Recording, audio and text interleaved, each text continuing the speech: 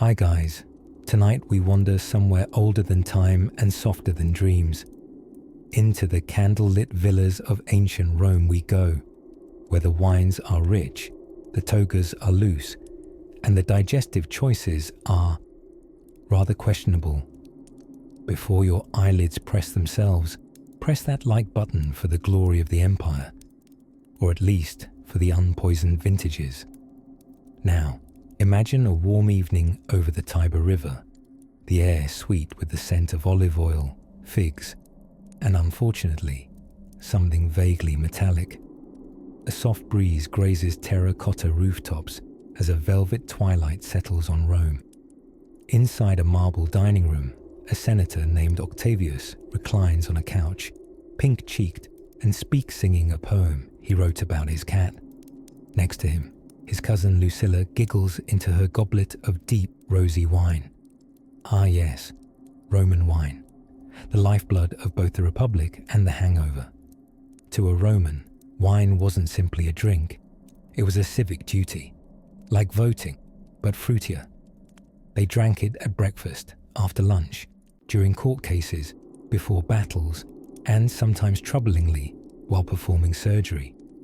But herein lies the twist, dear sleepy traveller. Roman wine was not quite what we'd consider wine today. For one, it was often stronger, like knock an army down, stronger. But worry not, they diluted it with water, most of the time, and sometimes they flavoured it with, herbs, honey, seawater, goat's cheese, or my personal favourite, crushed marble. Yes, crushed marble, for the discerning palate that enjoys a little gravel with their grape. And speaking of charming additives, we must introduce our co-star of tonight's tale, the great and terrible sweetener of doom, lead. The Romans loved lead. They used it in everything, pipes, makeup, coins, even toys. But in the case of wine, it came courtesy of a delicious syrup called sapa. Sapa was made by boiling grape must, that's freshly crushed grape juice and skins, in lead-lined pots for hours until it became a thick, sticky concoction. This process released a compound known as lead acetate, a delightful little chemical also known as sugar of lead. Sounds like a Harry Potter potion, acts like a slow and rather unfestive poisoning. Now picture Octavius again, sipping his third cup of wine, punched up with a hefty drizzle of sapa, humming about his cat, completely unaware he is seasoning his bloodstream with neurotoxin. Lead poisoning doesn't strike like a thunderbolt. It ambles in like a bored dinner guest, setting up camp in your bones and gradually rearranging things, memory, mood, mobility, and, as history suggests, entire empires. Curiously, the more elite your status in Rome, the more poisoned you were liable to be. The finest vintages were often the most generously laced with sapa. The poor drank the stuff in clay cups, watered down and wincing. But the wealthy had pewter goblets brimming with vintage venoms. A toast to Bacchus and a wince to next week's strange headaches. Now you might ask, didn't they notice? Well, sort of. Roman doctors like Galen did begin to suspect that lead might not be great for the old health, but in a city where streets were heated by steam and gossip, and where vomiting between courses was an art form, great for health was a moving target. Still, not everyone went along with the lead craze. Some countryside vintners stuck to older methods of preserving wine, burying jars in cool earth, or sealing them with pitch. These village wines were often cheaper, duller, and, bless their grapes, significantly less brain-melting. And let's not forget the role of social drinking etiquette. See, Romans didn't just drink, they dined. Dinner wasn't a meal, it was a performance. A Roman dinner party was called a convivium, which literally means living together, although it often ended in hiccups and strong opinions about imperial tax reform. The host would determine how many parts wine to how many parts water, usually 1 to 3, though sometimes less wine, sometimes more, depending who you were trying to impress or outdrink. Everyone reclined at low couches arranged in a crescent, nibbling on dormice stuffed with herbs. Yes, those kinds of dormice. Gossiping about whether Senator Flavius actually owned his villa or just rented it, and swirling their lead-laced cups like they were holding goblets of good fortune rather than slow decay. Still, it all sparkled very convincingly, and perhaps, in some strange alchemy of moonlight and empire, a little glittering poison made the world feel immortal. For a night, and as the stars shimmered gently over Roman rooftops, let us drift a little deeper into the heart of the empire, where the wine flows endlessly and secrets are buried as deep as the amphorae in the cellar. Chapter 2. Vines of Victory and Very Questionable Fermentation.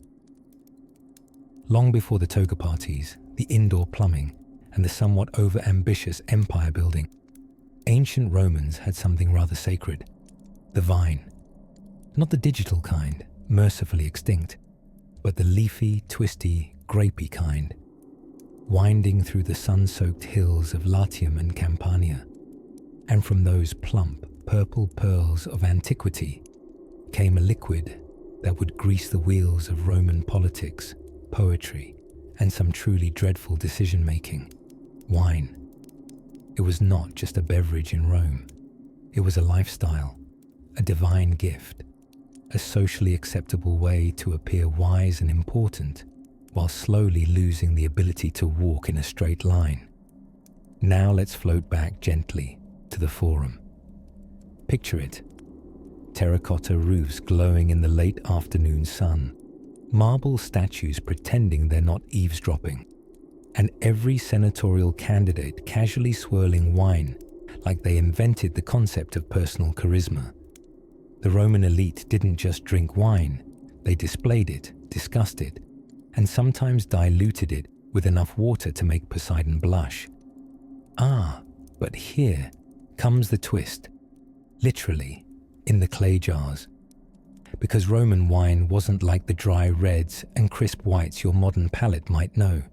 No, Roman wine was, how shall we say it, medically adventurous.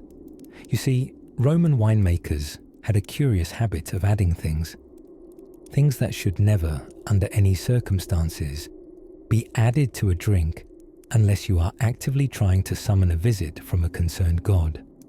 Imagine sipping a warm blend of merlot, seawater, and pine resin, with a hint of lead shavings for that extra imperial kick.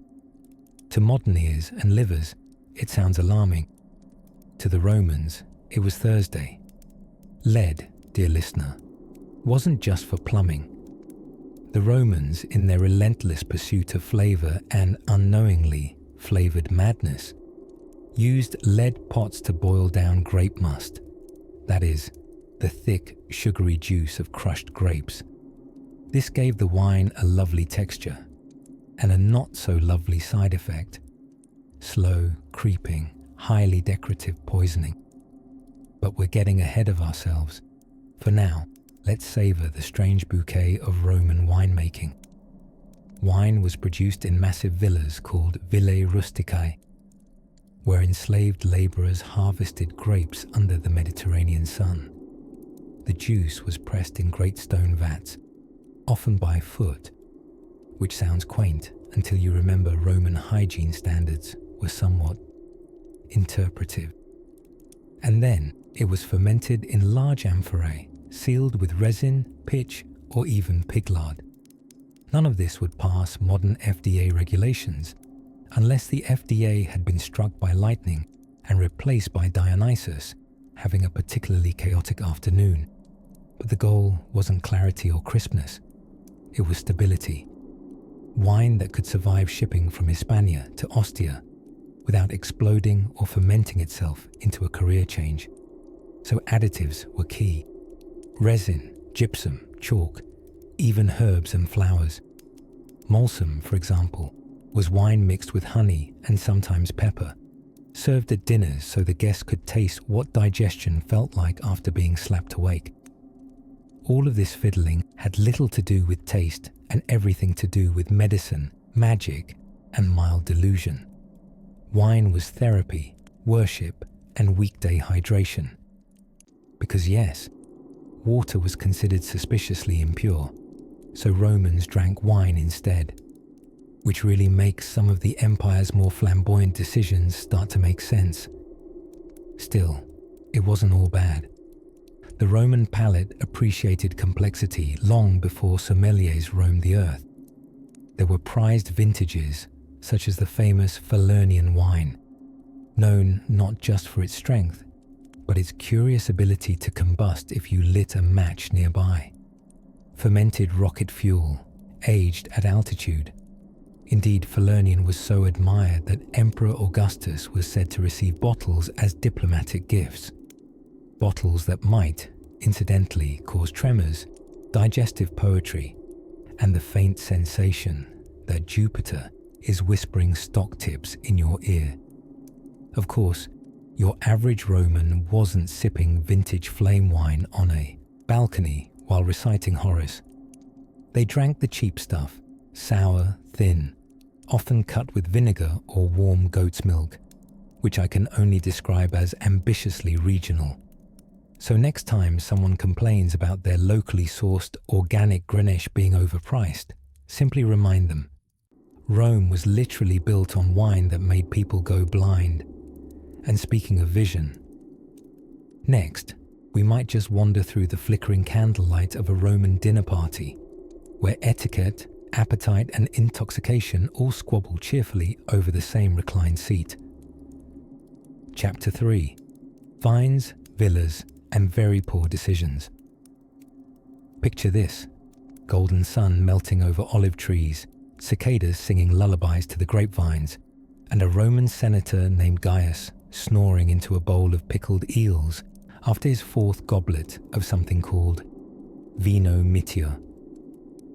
Yes, dear listener, we have arrived in the soft and sloshy heart of the Roman countryside, where wine flowed fresher than gossip at the forum, and poor decision-making was practically a competitive sport. The Romans did not invent wine, much like they didn't invent roads, aqueducts, or taxation. But, did they ever upgrade it with gusto? Wine for them was never just about hydration or merriment. It was a lifestyle, a status symbol, a philosophical activity. And on particularly ill-advised evenings, it was also a vehicle for subtle assassination. But more on that later, sleepy scholar. Now, imagine yourself reclining on a marble couch, somewhere under the grape-heavy trellises of a patrician villa garden. The breeze carries a faint hint of rosemary and regret. Your host, a portly nobleman in a toga that looks like it has seen better Senate hearings, hands you a cup of wine tinted suspiciously purple. There's a good chance that wine has seen more spices than a market in Alexandria. Romans were tremendous fans of mixing their tipple with just about anything.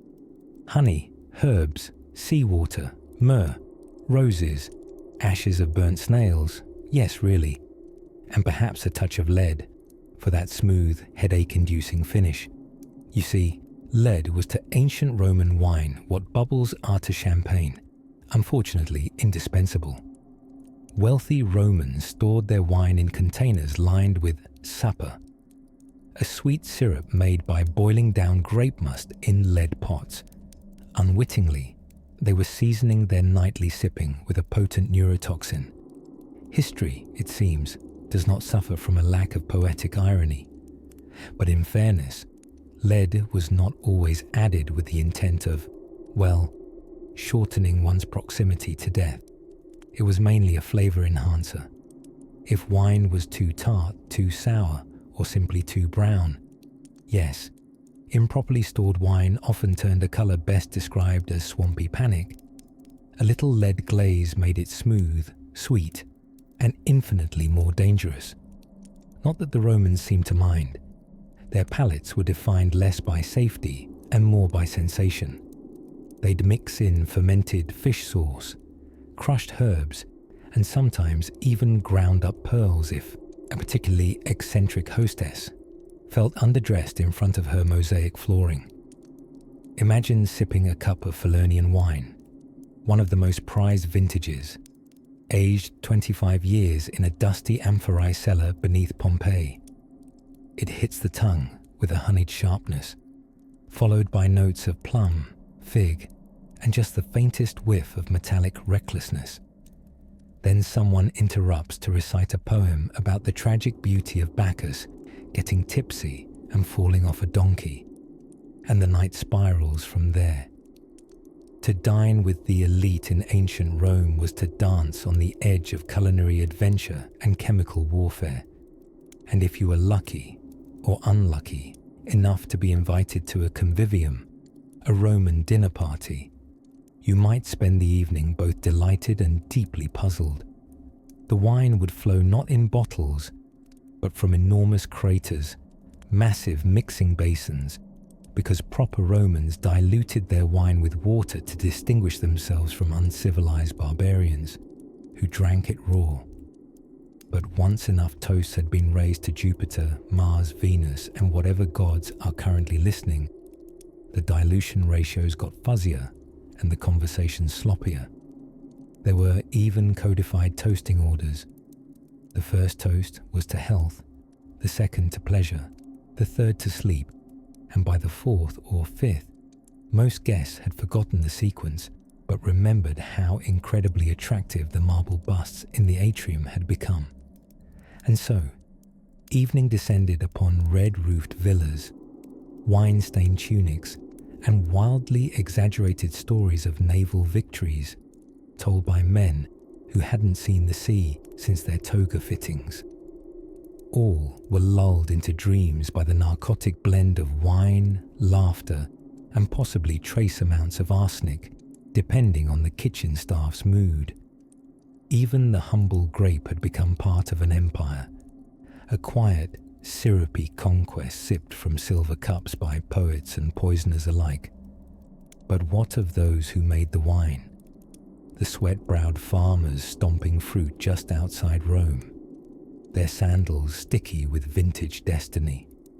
Let's drift next toward the vineyards themselves, where the real work and real secrets were buried in soil and amphorae.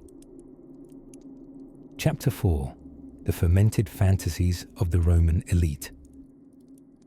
Let us now drift softly into the mosaic-tiled atriums of Rome's elite, where marble glows golden in the torchlight. Fountains giggle gently with water that no one drinks, and the air smells faintly of roasted dormice and ambition. By the 1st century BCE, wine was not just a beverage in Rome. It was practically a religion in a cup, but not the kind where you find peace and salvation. No, this was more the kind where you wake up 3 goats away from your villa, wrapped in a senator's toga, muttering something about Pluto, and with a vague suspicion you've just signed a grain treaty with a statue. The Roman nobility had by this time elevated overindulgence to an art form, and their canvas, a goblet of wine, often seasoned with substances that could double as rodenticides. Imagine this with me: a luxurious Roman banquet, the triclinium bathed in lamplight. Reclining on couches are senators with garlands in their hair and grace in their gestures, sipping from cups filled with Falernian wine. An aged white said to be strong enough to knock a gladiator sideways. There's laughter, lyre music, the distant clink of another amphora being opened. But here's the twist: that wine, it may be laced with ash, resin, honey, seawater, and just a delicate touch of lead. Yes, lead.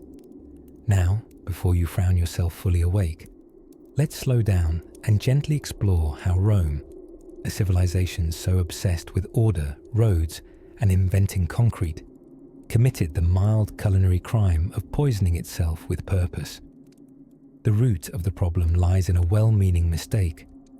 Sweet wine was all the rage, and to make wine sweeter and preserve it longer, vintners used a syrup known as sapa. It was a thick, boiled-down grape must, traditionally reduced in lead pots. And lead, as it happens, loves to cozy up with acids and sugars. When these elements met, they performed a chemical waltz, creating something called lead acetate. This sounds less like a drink you'd serve at a banquet and more like something you'd store far away from children, which, ideally, you would. But Roman palates prize sweetness so highly, they didn't blink twice. This syrupy concoction was poured liberally into wines, even forming the heart of certain beloved recipes in Apicius's famous Roman cookbook. To the Romans, the ideal wine was not merely inebriating. It sang of syrup and sunshine, even if it packed a whisper of neurological sabotage. Now, to lull us even deeper into historical absurdity, let's turn our gaze upon a fellow named Marcus Porcius Cato, also known as Cato the Elder, the sort of man who could make a spreadsheet blush with how organized he was. Cato considered himself the moral compass of Rome. To him, wine was a tractor beam of virtue, or vice, depending on who was holding the cup. In his writings, he insisted on natural wine, nothing added, not even joy. Sharp, sour, and clean as an aqueduct, he would have turned pale at the idea of lead-infused sweetness. Then again, he also fed his slaves pickled turnips and thought Greek literature would make young Romans disloyal, so we'll take his culinary advice with a salt cellar. And what of the medical elite? The physicians, some Greek, some Roman, occasionally warned about the effects of what they called wine madness, but their concerns were often lost amid the merriment. It was difficult to offer medical advice to someone busy composing poetry to a pet peacock between gulps of metallic merlot. Even Emperor Nero's physician, the well-known Galen, later noted the correlation between the lead-laced wines and sudden bouts of illness and stupor. But since everyone from plebs to patricians was sipping from the same toxic chalice, the warnings fell into the category of, well, everybody's doing it. It's a strange comfort, in a way, knowing that even one of Earth's most powerful empires got a little carried away with its own cocktails, that their glittering palaces and sprawling libraries coexisted with an entire social class gently dissolving their brains in wine sweetened with metal dessert sauce. So the next time you sip a glass of Pinot Noir by the fire and feel clever for choosing something with notes of cherry and oak, remember, the Romans would probably call you a rustic for not including a hint of molten plumbing. And as the lamps dim on this evening's revel, let's recline a little deeper into the cushions of history, where the wine flowed thick and sweet, and consequences followed on sandal-clad feet. Next, we'll find ourselves drifting toward the vineyards themselves, where the slaves who harvested this vinous nectar had their own thoughts on the empire's love affair with intoxication, and how the grapes were far more complicated than they appeared. Chapter 5. The Goblet's Whisper, Wine, Wives and Warnings. Imagine it now, a golden dusk settling over the Roman countryside, the sky painted in brushstrokes of violet and honey. A noble Roman reclines on his lectus, that curiously cushioned lounge used exclusively for the noble art of horizontal banqueting. In one hand, a brimming goblet of wine.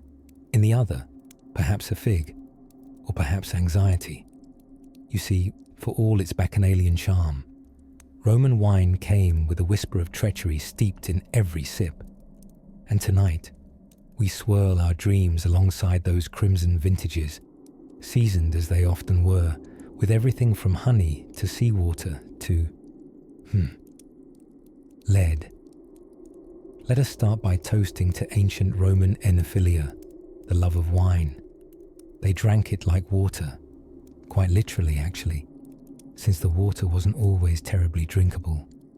Wine was safer, tastier, and considerably more fun at dinner parties. But this wasn't your modern bold Cabernet or cheeky Pinot Grigio. Roman wine was often so robustly sour, it needed to be coaxed into drinkability. Like an irritable cat, it required softening. To improve the flavor, the Romans had a rather creative toolkit. They mixed wine with herbs, spices, and resins. One popular additive was myrrh. Yes, one of the wise men's gifts, ideally suited to both sandalwood-scented altars and your Tuesday terrine. Another Roman favorite was de frutum. A reduced grape must boil down into a thick syrup. It was sweet, cloying, and frankly overwhelmed the wine's natural character, which may have been the point. But here's where our dreamy meander turns darker. The cauldrons used to create de frutum were often lined or made entirely with poisonous elegance, and by that I mean lead. Yes, lead. Sweet, sweet lead. Lead oxide reacts with acidic grape juice to form lead acetate, which the Romans called sugar of lead, and it was delicious in small doses. In somewhat larger doses? Well, let's just say it made the party quite a bit quieter. The wealthy, in their ambition to impress both guests and taste buds, would serve wine seasoned with this treacle-like poison. The sweetness masked all bitterness, including perhaps their own. The poor, of course, stuck with whatever was on tap, probably sour, thin, diluted with seawater, and woefully undersweetened. But the rich, they had their wine tailored by apothecaries with more flair than fear. The Roman statesman Cato the Elder once fretted that women were too fond of wine, and by fret, I mean he advocated that husbands kiss their wives frequently, not for affection, but to smell their breath. If it reeked of grapes, a punishment might follow. Divorce, perhaps. Death. Sadly, not just poetry. Roman myths are soaked with stories of wives poisoned for sipping from the secret cellar. Speaking of poison, the line between wine and weapon was often blurry, not just from the lead-laced syrup, but from an entirely different use of fermentation, the deadly kind. Wine was a cozy companion to many a Roman murder. It slid easily into goblets and throats alike. Take Livia Drusilla, for instance, wife of Emperor Augustus.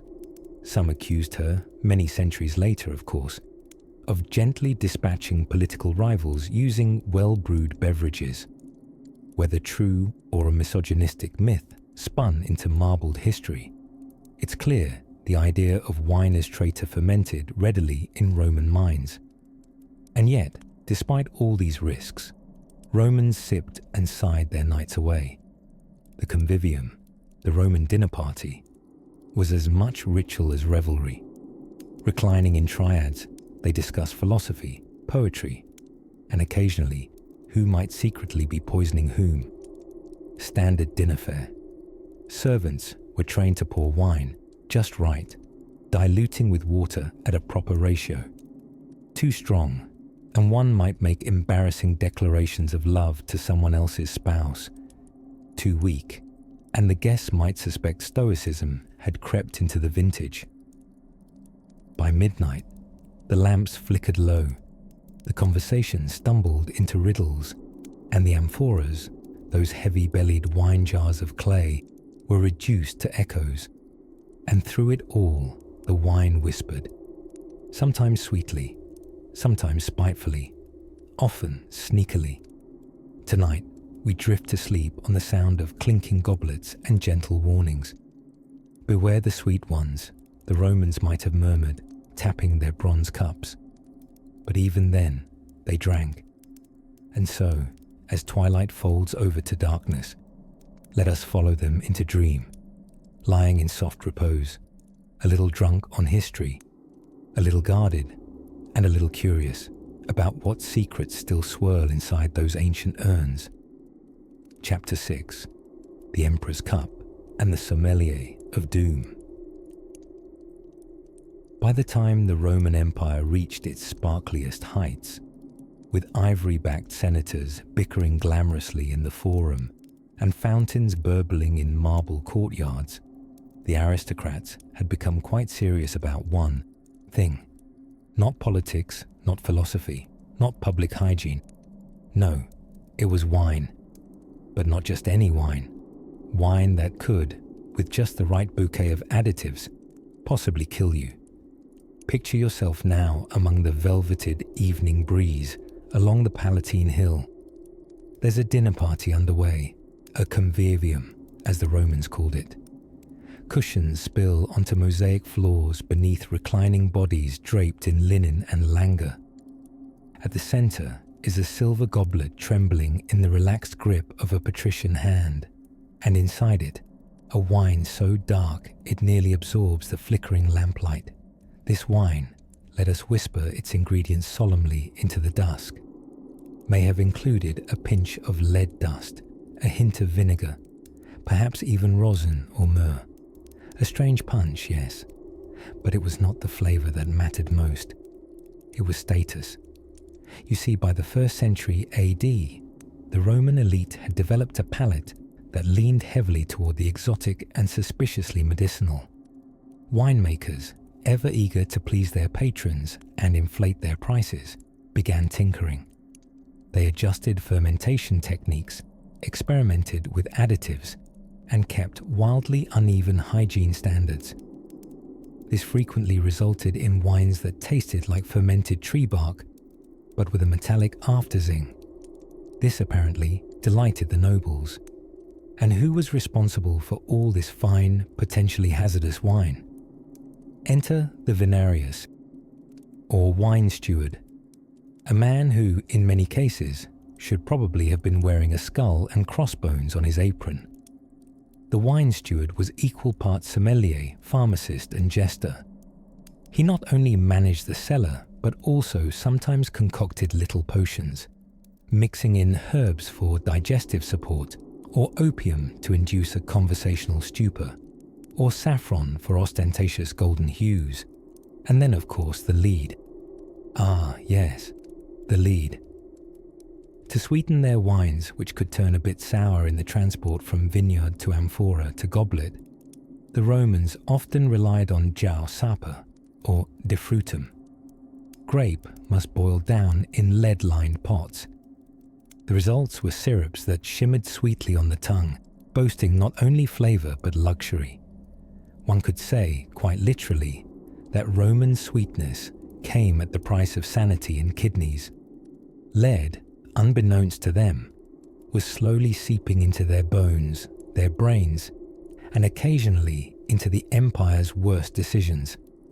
Emperor Caligula, for example, a man whose hobbies included appointing his horse to public office, may have had many things going on in that imperial mind, but modern scholars have often, perhaps overgenerously, blamed a bit of his erraticism on chronic lead poisoning. Not that anyone at the time cared to investigate. If anything, tossing new and questionable things into wine became something of an enological art. Small amounts of seawater were added to give wine a nautical robustness. Pitch was mixed in for flavor and preservation. Ash, chalk, and wild herbs wandered in from the corners of apothecaries and alchemists alike. It was less about good taste and more about good theatre. Still, all of this wine was drunk with tremendous enthusiasm. At banquets, slaves would circle the room with pitchers, while poets declaimed and dogs begged under tables. Courtesans giggled from behind silk fans as senators sloshed their birthday wine down tunics more expensive than the grain reserves. If the wine happened to whisper poison into their noble bloodstream, well, that was tomorrow's problem. There were even different grades of wine, sorted by color, strength, and audacity. Falernian, the grand crew of the Roman Empire, was said to be so strong it could ignite if held near a flame. Pliny the Elder snorted at such exaggerations, of course, but only after drinking a generous goblet himself. The man was a natural skeptic until he wasn't. Now, as the embers of the evening quiet into a hush, and the table slaves fade into the shadows with empty platters, we can imagine the great Roman wine cup resting beside a loaf of honeyed bread, its contents half sipped. The guests lie back, dreamy-eyed and nicotine-poised from incense. It's not just wine that has softened them. It's the knowledge they're living in the center of the world, drunk on power and something possibly combustible. But what happens when that power goes to the head and the bloodstream? When the wine-flushed whispers in the dark start turning sharper and alliances toast their own demise? Let the night deepen, dear listener, as we next drift toward betrayal and the curious Roman habit of seasoning their conspiracies with toasts. Chapter 7. Of Vintners and Vermin, the Great Roman Grape Chase. There is, hidden in the sweet stillness of antiquity, a truth rarely uncorked. In Rome, the path to power was paved with wine, often quite literally. It sloshed, it spilled, and it fermented through every corridor of imperial ambition. But before it met the chalices of patricians or the lips of poets, this enchanted nectar faced a foe far more persistent than the Gauls or Carthaginians. A small, furry, grape-loving menace. The Roman wine rat. Yes, rats. Imagine, if you will, the gentle countryside of Italia, draped in a lacy fog, with vineyards stretching drowsily over rolling hills. Tiny amphorae dotted the landscape, and weather-stained farmers with oddly muscular calves tilled beneath a sun the colour of baked figs. But on these grounds, a furry war was brewing. The vineyards, sleek and green by day, transformed by night into battlegrounds where grape and rodent danced a dangerous minuet. You see, the Romans, in their genius, had bred grapes so luscious they could make a statue weep. They cultivated strains with names like Mamertine, Cacuban, and Falernian, wines that were described in poetry with more passion than most marital vows. And with such holy fruit hanging ripe and low, it didn't take long for the rats of Rome, drunk on ambition and the occasional bootleg cluster, to move in. This is where the vintners entered stage left, tired and slightly dusty, frowning under straw hats held together by prayers and vinegar. Armed with nothing but wicker traps, muttered curses, and a few very dignified cats, they set about defending the Republic's most precious crop. Rome's wine growers became accidental inventors. Desperate to outwit their whiskered nemeses, they hung strings of hollowed-out gourds to rattle in the breeze, and trained owls to feign mild interest in rodent patrol. They even sprinkled crushed herbs like rue, mint, and the elusive caput mortuum, the head of death, not to actually kill the rats, mind you, but to confuse them into thinking they'd wandered into a dinner party hosted by a particularly confusing philosopher. Some also claimed the rats weren't after the grapes at all, but instead the residual sweet must dripping from early fermentation barrels. These crafty rodents lined up at Roman farmhouses like toga-ed connoisseurs, noses twitching as they waited for a thimbleful of pre-wine nectar. Of course, the Roman solution to any problem, if bread, circuses, or catapults failed, was to make a law. And so, in sleepy senatorial sessions, tucked between discussions of war elephants and scandalous tunic lengths, laws were passed to protect vineyards. Wine theft by animals was addressed indirectly, but passionately, with one senator suggesting, perhaps after too much wine himself, that guilty rats should be tried in absentia and exiled to Gaul. no one dared to ask how they'd serve their sentence. Naturally, where there's vermin, there's also vinegar, sometimes quite literally. A clever, if slightly tipsy, innovation emerged from the misadventures of the Roman vintners, the utilization of damaged or gnawed grapes in the creation of posca. Posca was the sour, diluted wine famously served to soldiers, labourers, and that one cousin who'd already broken 3 couches at the feast. Tart, sharp, and oddly thirst-quenching, it became a staple in army camps and among the budget-minded citizenry. Some historians posit that posca wasn't born of frugality, but of necessity. What else does one do with grapes nibbled on by freeloading rodents? Emperors, of course, did not drink posca. No, their chalices overflowed with Falernian wines aged in smoky amphorae, blessed by pontiffs and monitored by sombre eunuchs.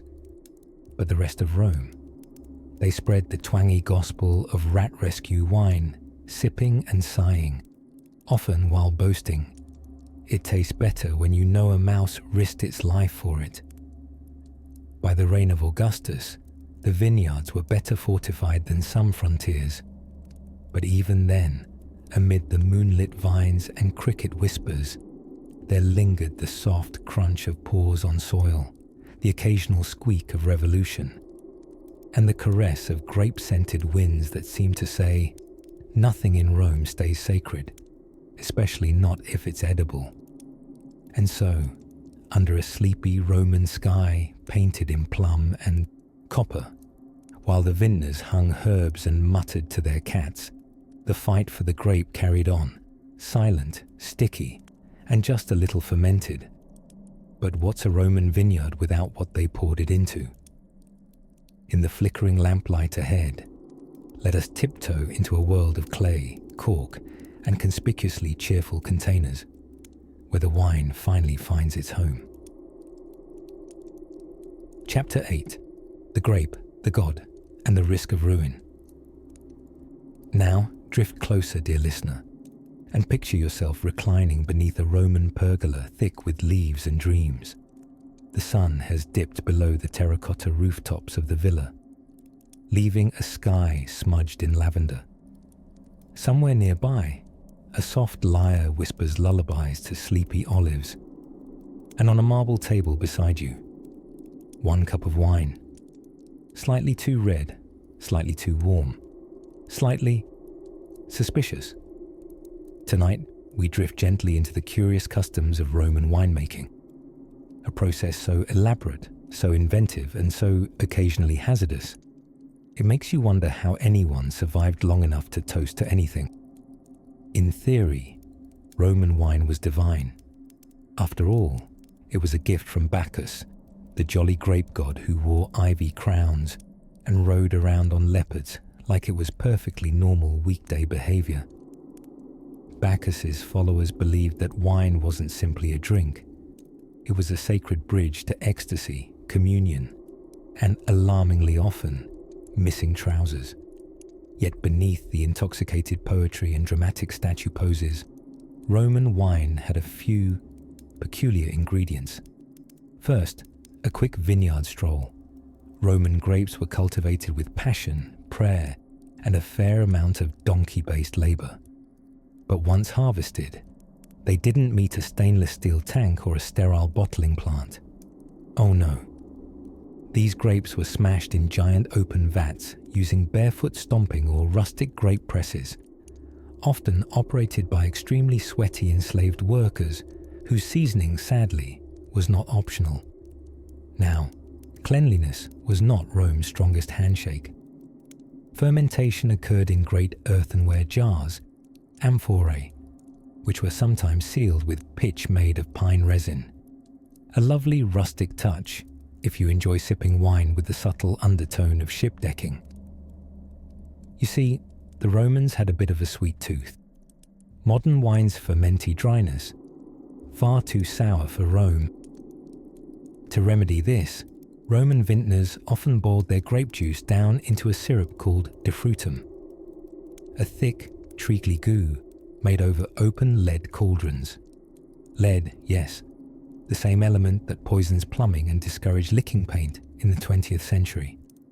Now, the Romans didn't see the problem. In fact, they thought lead added a delightful sweetness, which, admittedly, it did. What they didn't realize was that it also slowly murdered their neurons in silence. Even the poshest patrician sipper, lounging in his silk-draped triclinium, might have been sipping a vintage aged to perfection and laced with low-grade insanity. And lead wasn't the only bonus feature. Roman wines could be flavored with all manner of peculiar additives. Want a spicy kick? Try a splash of seawater. Feeling adventurous? Mix in ash, myrrh, or double fermented fish sauce.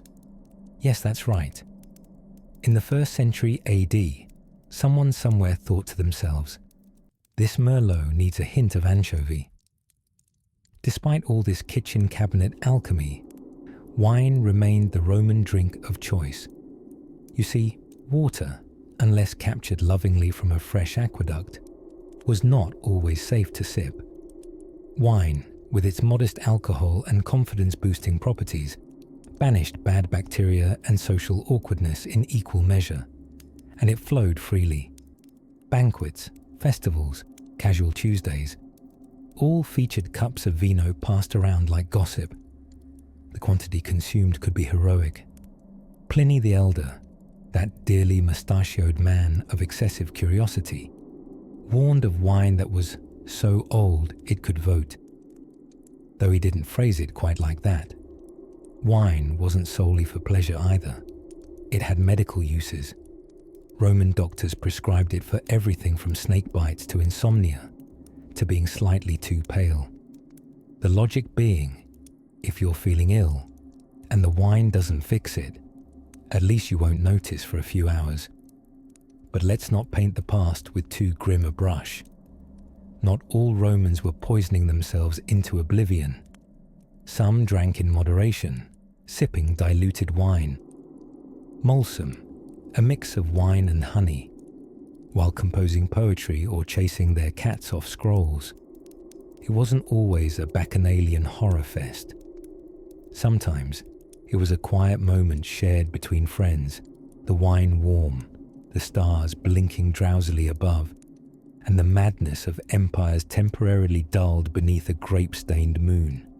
So the next time someone swirls their Napa Cabernet with dramatic flair, just remember, at least it doesn't come with seafood notes and a side of neurotoxicity. As the fire in the Roman courtyard dies down to soft embers and the amphora seals itself into slumber, we shall quietly steal away into the night, toward tales not only of wine, but of the curious Roman habit of drinking while reclining. Yes, lying down, at dinner. But that, sleepy friend, is a story for another moment. Chapter 9. The Convivium Conundrum, when Romans mixed philosophy with fermented chaos. Let us drift now, dear listener, into the glowing embers of a Roman evening. The sun has dipped lazily behind the Palatine Hill, casting long bronze shadows over marble colonnades and slightly overwatered grapevines. Cicadas conduct a choral lullaby like tiny winged metronomes, and the air is seasoned just right, with rosemary, crushed bay leaf, and the subtle smell of heavily spiced regrets. You are cordially invited to a convivium, the centerpiece of Roman social life, a dinner party that started with laughter and appetizers and ended, more often than not, in slurred Latin and existential despair. This was no ordinary gathering around a sticky wooden table. Oh no, the convivium was a ritual of status, an elaborate performance of etiquette, education, overcooked dormice, and occasionally a philosophical debate about whether Epicurus would prefer red or white wine. Picture the scene. 3 reclined citizens in pristine tunics lounge on a triclinium, an elegant U-shaped dining couch. Their heads rest languidly on crimson cushions embroidered with thread of who knows what, as a slave named Flaccus refills their goblets with something between joy and gastrointestinal roulette. The wine, they call it vinum, was often mixed with all manner of exotic additions, not because they had exquisite taste, but because Roman winemakers, much like Roman emperors, had a tendency to go terribly overboard. The average bottle might contain seawater, pine resin, honey, myrrh, and, alarmingly, sometimes lead. Yes, lead. Not the metaphorical kind, like the burden of empire, but the actual metal kind, soft, silvery, deliciously toxic. Why lead? It wasn't just whimsy. Roman winemakers embraced something called sapa, a concentrated grape syrup boiled in lead pots to sweeten their bouquets. The result? A rich, syrupy concoction that carried a sweet kiss of what would centuries later be filed under no longer FDA approved. But in this gentle hour, the Romans can't yet feel their cognitive functions crumbling like an overbaked focaccia.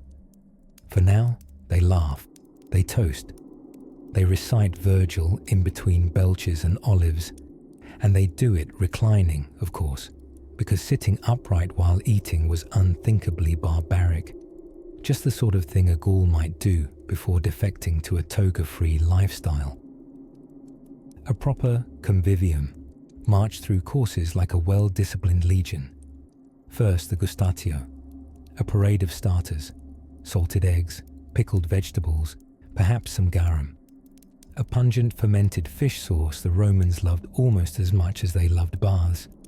Then the prima mensa, or main course, which could feature everything from roasted peacock to jellyfish if your host was feeling particularly strange.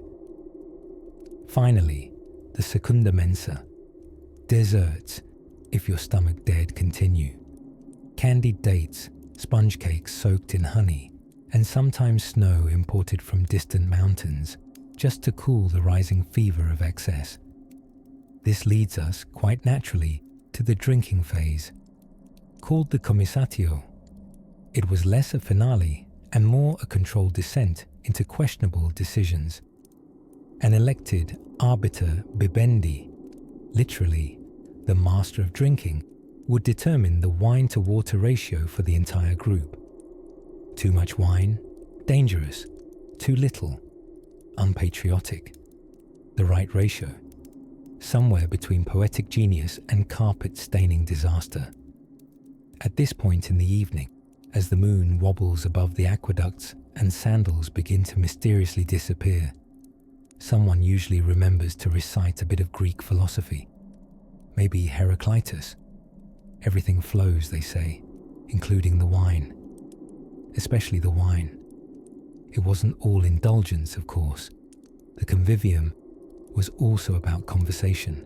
Roman elites, especially the stoically inclined, were expected to discuss matters of the mind, ethics, politics, the metaphysical nature of figs. And so, between gulps of mercury-tinged merriment, great minds mused on moderation, while entirely failing to practice it. Eventually, the night would slope gently into chaos. Someone would start singing. Someone else would attempt to debate Plato using only interpretive dance.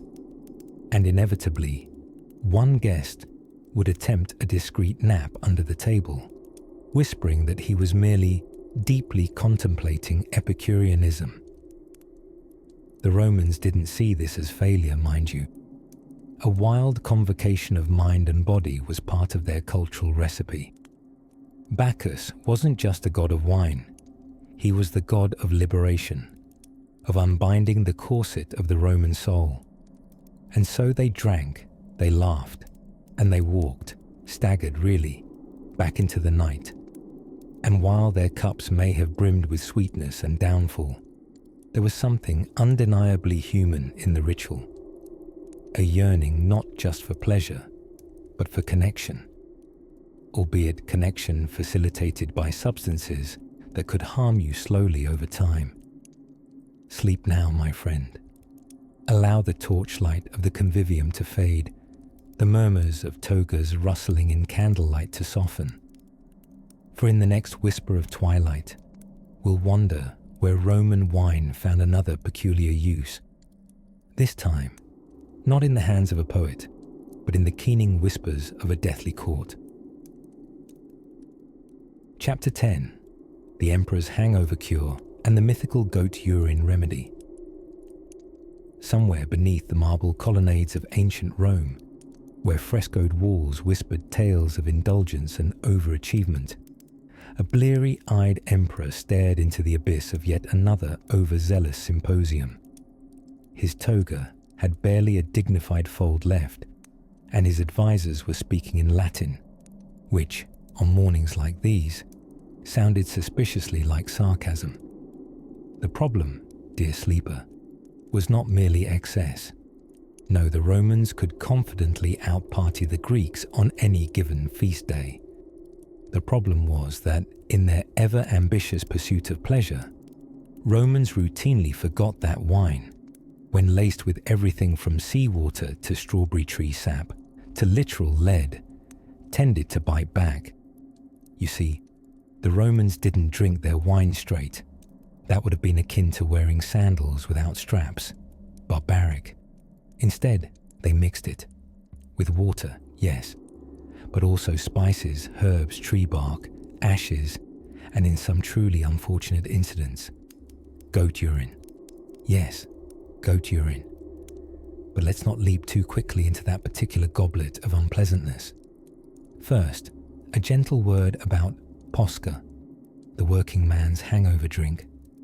This was a vinegar water concoction, not entirely unpleasant if your standards were adjusted by military rations and existential thirst.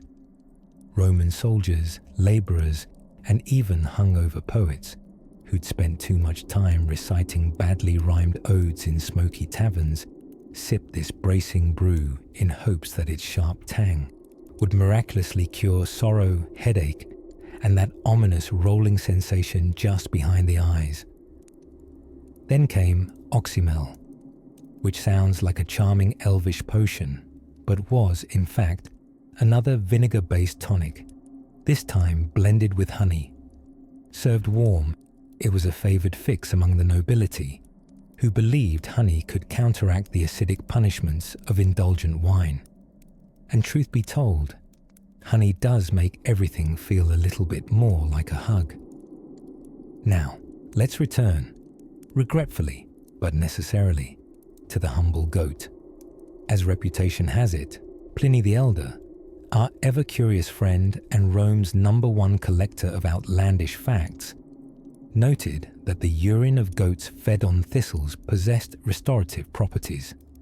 This, of course, tells us two things. One, Pliny had far too much time on his hands, and two, the boundaries of Roman medicine were porous. Nevertheless, recipes were recorded, goats were consulted, and somewhere out there, surely, some poor steward was dispatched to gather the necessary sample. Picture them, gingerly approaching a goat, armed with a silver chalice and a sense of purpose most foul. But not all cures were so agricultural.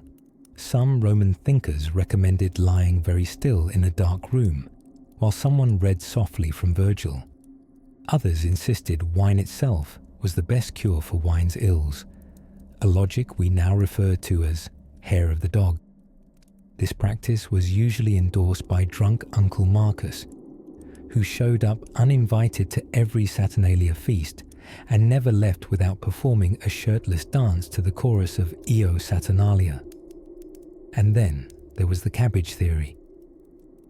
Cato the Elder, famed for shouting Carthage must be destroyed and having opinions on absolutely everything, claimed that raw cabbage, eaten before a feast, could miraculously neutralize the effects of wine. This led to awkward dinners where guests arrived early to chew awkwardly upon cabbage leaves while avoiding eye contact with their hosts. But despite these myriad remedies, some real, some imagined, and some deeply victimized goats, The Romans never seemed to learn. Hangover after hangover, the amphorae kept being poured, toasted, and drained in the name of Bacchus, whilst the cure always lay inconveniently out of reach, half swallowed by myth and fermented bravado. Still, there's something charming here, a kind of sleepy stubbornness. Even at their most sluggish and sun-struck, the Romans never stopped believing they could outwit consequence with creativity. If wine had betrayed them, they would simply invent new ways to make mourning bearable. If goat urine could help, well, no stone unturned.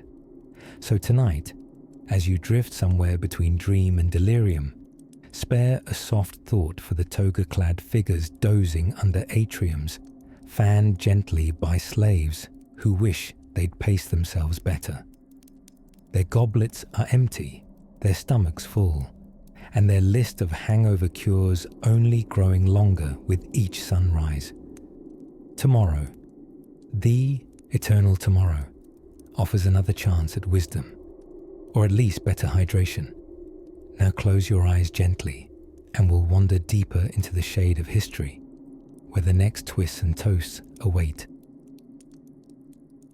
Chapter 11. The Emperor's Hangover Remedy and Other Scary-Sounding Solutions. Let us drift down a cloistered corridor of time, to a place where marble floors cooled the sandaled feet of senators, and headaches were considered the work of minor mischievous gods. In this installment of our Roman reverie, we turn our gaze upon the curious medicine cabinets of ancient elites, especially their determined attempts to recover from a night of wine-laced indulgence. It's time to gently unwrap the curious case of what Romans did the morning after the night before. You see, when your average Roman noble woke up with a mouth like the Colosseum after a gladiator match, dry, echoey, and a little bloody, they didn't reach for ibuprofen. No, they reached for a piece of advice, preferably written by Galen, Pliny the Elder, or another learned man who died well before most of these remedies were actually tested, whether their head was pounding from cheap Falernian or the whisper of lead-laced pigment. Well, that was beside the point. For particularly fashionable Romans of the late Republic, a favourite cure for a roaring hangover was raw owl eggs mixed with wine. Yes, you heard that right. Owl eggs. Why owls, you ask? Perhaps because of their nocturnal lifestyle. Romans assumed they had insider knowledge about surviving the night. This combination, as you might imagine, didn't make the headache better, but it did ensure no one asked you to brunch. Others swore by the simpler, more rustic cure known as garum water. Garum, oh dear listener, was a fermented fish sauce of such pungency that Pliny himself once described its smell as steeped in the essence of the sea and all its sins. Dilute it with water, drink it lukewarm, and try not to weep. It did, at the very least, distract one from the original ailment. Some, more philosophically inclined, recommended simply drinking more wine in the morning.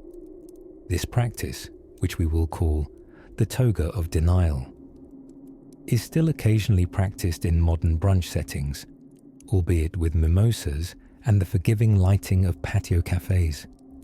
And it wasn't just the hangovers troubling Roman citizens, it was what they put in their wine in the first place. Recall that Roman wine was virtually undrinkable without considerable modification. It was thick, sour, and strong enough to set a wooden cup on fire, or so one account dramatically claims. But in their quest for improvement, Romans trafficked in ingredients whose names now tickle the edges of toxicology textbooks. Resins, herbs, ash, and a bouquet of minerals that truly shouldn't mingle with your bloodstream. By far the most recurrent and worrying additive was sapa, a boiled grape must, sweet and sticky, and laced with lead. Lead made the wine, Smoother and tastier, yes, but at the small cost of widespread cognitive decline. In polite terms, everyone was just a little loopier than they should have been. Emperors were not immune to this fate. Caligula, that wild-eyed maestro of madness, was rumored to drink wine steeped in gold flakes, not because he liked the taste, but because it reminded everyone he could. While the drink itself was more spectacle than spirit, it certainly did little to rescue his already slippery sense of reality. Nero, on the other hand, poet-tyrant that he was, reportedly imbibed infusions of saffron and cinnamon with his wine. Doctors today might see a lovely seasonal latte. Romans saw enlightenment, followed by stomach pain. Now you might wonder, sleepily ponder, from which medical minds all this sprung. Here enters the ever-enthusiastic Pliny the Elder, a man who catalogued every known remedy, including crushed emeralds as a potion, don't, powdered deer antler, please don't, and the immortal tonic of viper broth. Yes, boiled snake. It was thought snakes absorbed vast cosmic energies and thus made one's blood more spirited. What it more reliably did, however, was cause a lengthy silence at dinner parties. So what did all these concoctions, poisons and potions truly cure? Possibly boredom, possibly nothing. But in their silky scrolls and elaborate rituals, Romans found comfort, both in the taste of a strange vintage and the promise that something, anything, might make the pounding stop. And perhaps that's the truest part of history. Even emperors needed a morning after plan, ideally one that involved fewer reptiles. Now, close your eyes to the scent of garum and the gentle clink of goblets shivering in the morning sun.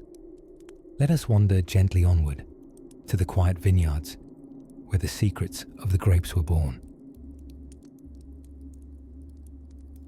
Chapter 12. A hangover at the Temple of Bacchus.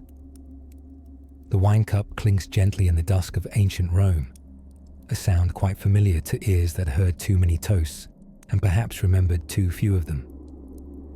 In tonight's chapter, we float softly into the world of Bacchus, the Roman god of wine, revelry, and, occasionally, regrettable decisions made under a full moon. A world where parties didn't just go late, they went centuries. By the 1st century BCE, the Romans had truly embraced Bacchus's tipsy charms. Originally borrowed from the Greek Dionysus, who was known for cheerful chaos, Bacchus was, in theory, a deity of liberation and joy. In practice, he had a temple, a cult, and more than a few festival nights that likely turned into mornings people didn't want to talk about. The ceremonies of Bacchus, called Bacchanalia, were meant to lift the soul through intoxication and dancing. Two things that almost always seem like a better idea before they happen. At first, these rites were small and secret, held only by women in dim groves outside the city. But as all secret things do, they eventually became public, rowdy, and popular enough to worry the Senate. Imagine, for a moment, a Roman senator, a man in sandals too clean to be trustworthy, dramatically clutching a scroll in the forum, gasping, "They're doing what in the woods? With how much wine?" There were whispers of orgies, of drinking so reckless the gods themselves must have blushed, and of forbidden knowledge passed around like goblets of sour Falernian. Some of this was probably true. Most of it was probably Senate paranoia. Either way, the Bacchanalia were officially cracked down upon in 186 BCE, with more scandal than clarity. But even state control couldn't clean every goblet or tidy every toga. The cult continued in secret, or perhaps became so mainstream that it lost its mystique. Romans kept drinking, and Bacchus kept smiling, carved serenely into temple friezes, while his followers spilled vintage year 47 on communal marble floors. Now, here comes the clever bit. The wine didn't just cause hangovers, it caused political headaches too. Festivals like Liberalia and Venalia were dedicated to Bacchus and the grape harvest, and during these, laws were conveniently forgotten. Slaves toasted freely beside citizens, women drank openly, shocking, and even the oldest senators stood just a little less straight after too many amphorae. You see, Roman society was deeply hierarchical. Think of a ladder where most people were expected never to climb, and wine, sweet mischievous wine, was one of the few things that sometimes flattened it. In wine, truth flowed, and in truth, the patricians were tipsy, the plebeians were funny, and the slaves were, perhaps for a day, simply human.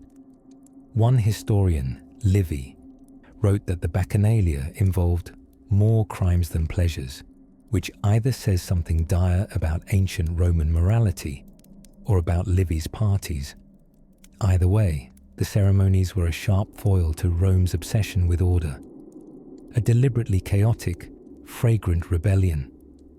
And while all this merrymaking bubbled along, winemaking itself began evolving in quiet vineyards beyond the Tiber.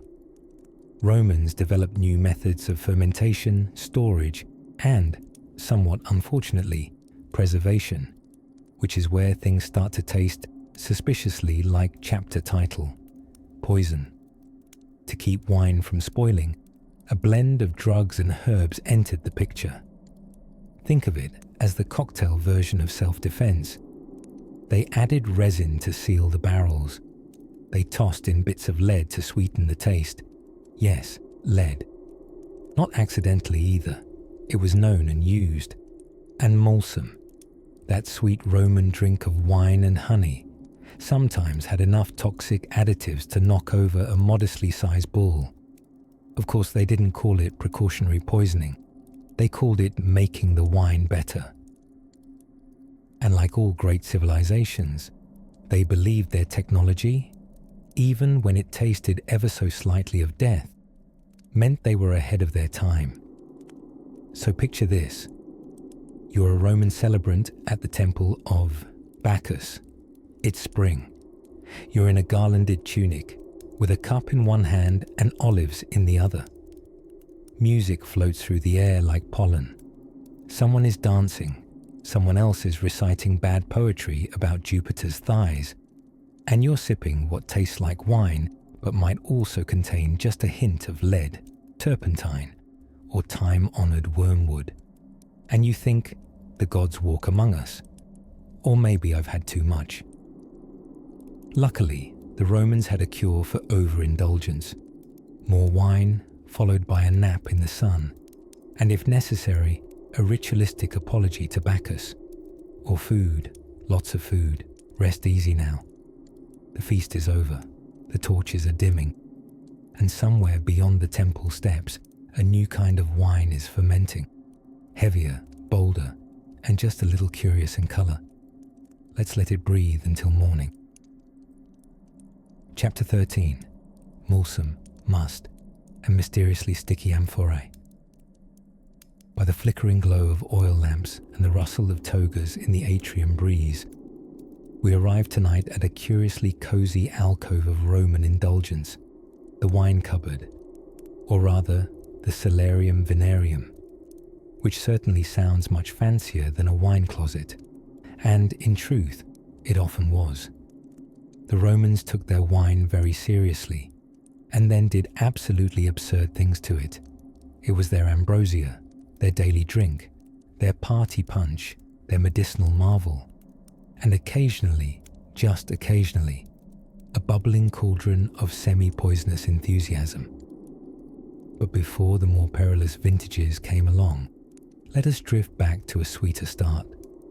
Roman wine in its youth, its purest form before mischief and imperial meddling, began as mustum, freshly pressed grape juice, thick and sticky like jam in the blush of summer. For special occasions, and by that, we mean any day ending in us. They mixed this unfermented juice with honey to create mulsum, a sweet concoction that the Romans believed had medicinal benefits, digestive benefits, and possibly romantic benefits if offered at the right moment, with just the right raised eyebrow. Served chilled or room temperature, mulsum was the official welcome drink at many banquets, acting like a cozy handshake of the palate. Imagine entering a candlelit villa after a dusty walk down the Appian Way, and a servant offers you a clay goblet of sweet golden mulsum. It might be fermented enough to tickle your brain, or just sugary enough to keep the dentist gods employed. Now, in their quest to improve, or at least interestingly modify everything, the Romans didn't stop at adding a touch of honey. Oh no. They believed that wine was not just a beverage, it was a canvas. And what is a canvas without a dash of seawater? Yes, seawater, as in salt, as in why not? You see, Roman vintners often added salt water to their wine to preserve it on long voyages, to balance flavors, or perhaps to make sure no one got too comfortable. The result was a taste experience that has been generously described by modern historians as acquired. Of course, that wasn't all. Pitch, the thick resin used to seal amphorae, would often melt slightly in the Mediterranean heat and trickle, ever so lovingly, into the wine itself, adding what some described as a piney note and others politely ignored. Then there was defrutum, a rich reduction of grape juice slowly simmered in lead vessels. It was used as a sweetener in wine and food alike. Unfortunately, the term slowly simmered in lead vessels should sound every historical alarm bell we own. The lead reacted with the fruit acids to make lead acetate, a sweet-tasting but cumulative and potentially deadly chemical. The Romans adored it, and so, with every gilded sip, they unknowingly polished their insides with the soft whisper of poison.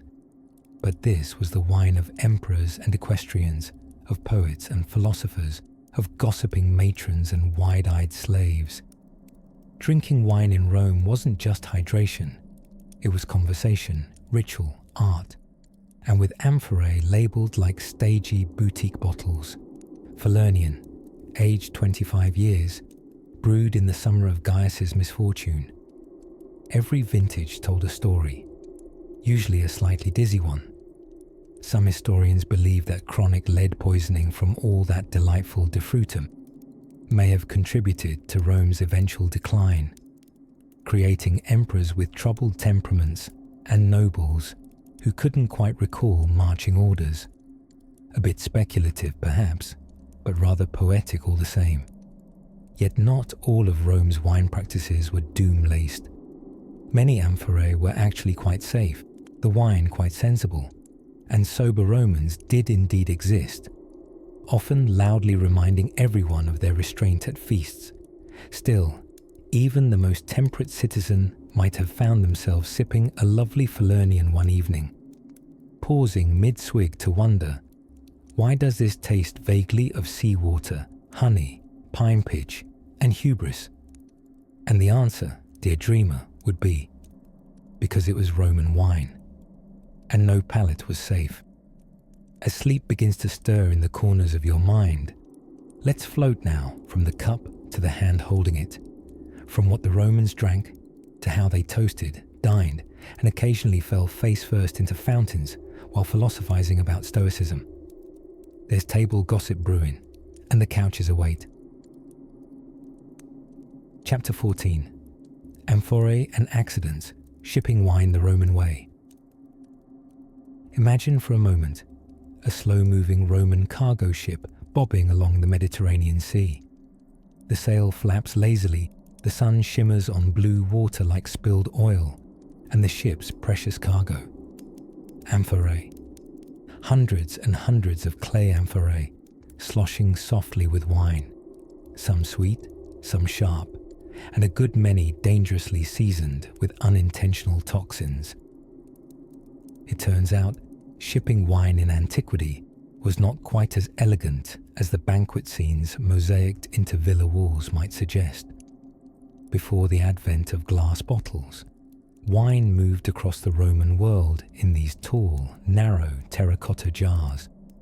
Each one was sealed with a cork, pine, resin, or, depending on the vintner's flair for mischief, sometimes lead-based stoppers to really give your palate a ping. Roman merchants took their wine seriously, most of the time. But once your wine was sealed, stacked, and shipped, it might find itself swaying side to side through torrid heat, salty sea air, unexpected storms, and the unwashed hands of sailors who probably preferred beer if we're being honest. Now, the tragic beauty of clay amphorae is that they were as breathable as a good linen tunic. Oxygen could absolutely seep in, changing the flavor of the wine inside, often for the worse. Ideally, they'd line the insides of these jars with pitch, that sticky black stuff pine trees weep when they're offended. The pitch would keep the wine from tasting like sidewalk chalk with a mineral finish, unless they didn't do it quite right, which frankly, they often didn't. Enter the chaotic world of resin and lead compounds. Roman winemakers, charmingly unaware of periodic tables, often lined vessels with additives containing lead, such as sapa, a grape syrup boiled down in lead pots. The result? A sweeter wine that was, quite literally, heavy metal. It's hard to say how many merchants knew it was harmful. After all, it did make the wine taste suspiciously like heaven and made your ears buzz if you had a third cup. And speaking of taste, if the journey was long or the amphora didn't seal well, sea air would infiltrate a batch and lend it a salty tang that Pliny the Elder generously described as bracing, which is a polite way of not saying like fish sweat. To fix flavor flaws, Roman traders got creative. A dash of seawater here, a pinch of crushed herbs there for color, sometimes even ground up marble. Tomato juice would have been nice, but alas, tomatoes hadn't yet made their debut on the Roman culinary stage, still lounging in the Americas like wallflowers at the world's gardening ball. Storage back on land wasn't exactly ideal either. Picture wine warehouses, or horea, where amphorae were stacked, often on dirt floors, not climate-controlled but rather climate-ignored. Spillage was common enough that archaeologists once discovered a warehouse floor so saturated with wine remnants that it had become a sort of vintage mud pie, possibly still fermenting under the ripe moonlight. This, dear listener, may in part explain how a wine from Sicily morphed into a medical ailment in Gaul. Because by the time it arrived, it had aged, soured, or turned into a proto-balsamic mistake, all within a charming lead-laced clay container. And yet, through all this, wine continued its voyage, shipped by slave labor, consumed by senators, and considered both medicine and menace depending on the day. There's something almost touching in how much effort the Romans put into moving their wine. Barrel making hadn't caught on yet. France was still quietly perfecting oak. So the Romans, with brilliant stubbornness, lifted and lugged millions of amphorae by hand, cart, and boat, just to ensure that citizens from Carthage to Constantinople could taste the same strangely spicy vintage, and maybe forget the taste of it by the morning. The amphorae themselves became ghosts of good parties, their shards piling up in colossal dumps like Monte Testaccio, a Roman hill made entirely of smashed wine jars. A monument, albeit unintentional, to import logistics and bad hangovers. So if you ever sip wine beneath the stars and feel a sudden mysterious headache, know that you are sharing a headache thousands of years old. with sailors long gone and amphorae now sleeping quietly beneath the earth. Next, we'll tiptoe into the vine-covered gardens of elite Roman villas to explore how much trouble a person could get into simply by hosting a dinner party. Spoiler, quite a lot. Chapter 15 of Bacchus, Banquets, and Too Many Cupbearers. The Roman banquet. Part sacred ritual, part competitive sport, and part, well, regrettable decision-making. Tonight, we recline on soft cushions beside marble-clad domus walls, just near enough to the forum to hear the faint whispers of politics and perfume, but far enough to ignore both. The torches flicker gently along stuccoed halls, casting sleepy laurel leaf shadows on the ceiling as bronze lamps sway with the murmured laughter of guests who've drunk a little too much Falernian wine and spoken a little too fondly of their ex-consuls. Yes, Falernian, the vintage of emperors and egos. A wine so strong, Pliny the Elder once claimed it could ignite if you weren't careful, though he was probably being dramatic, or maybe just tipsy. You see, the Romans took their drunkenness seriously, nearly as seriously as they took their plumbing and their passive-aggressive political poetry. But how did it all begin?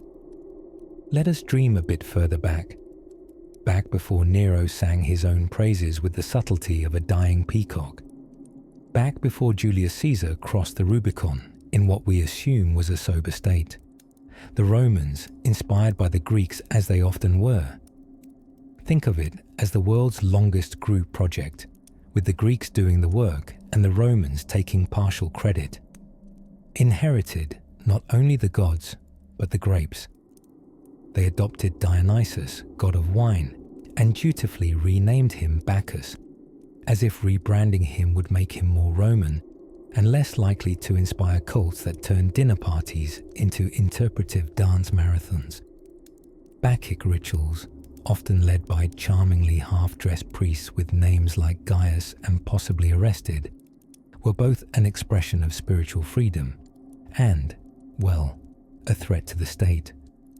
Because nothing frightens a stern Republican senator quite like people writhing ecstatically in vineyards while chanting Theban ballads and forgetting to obey curfews.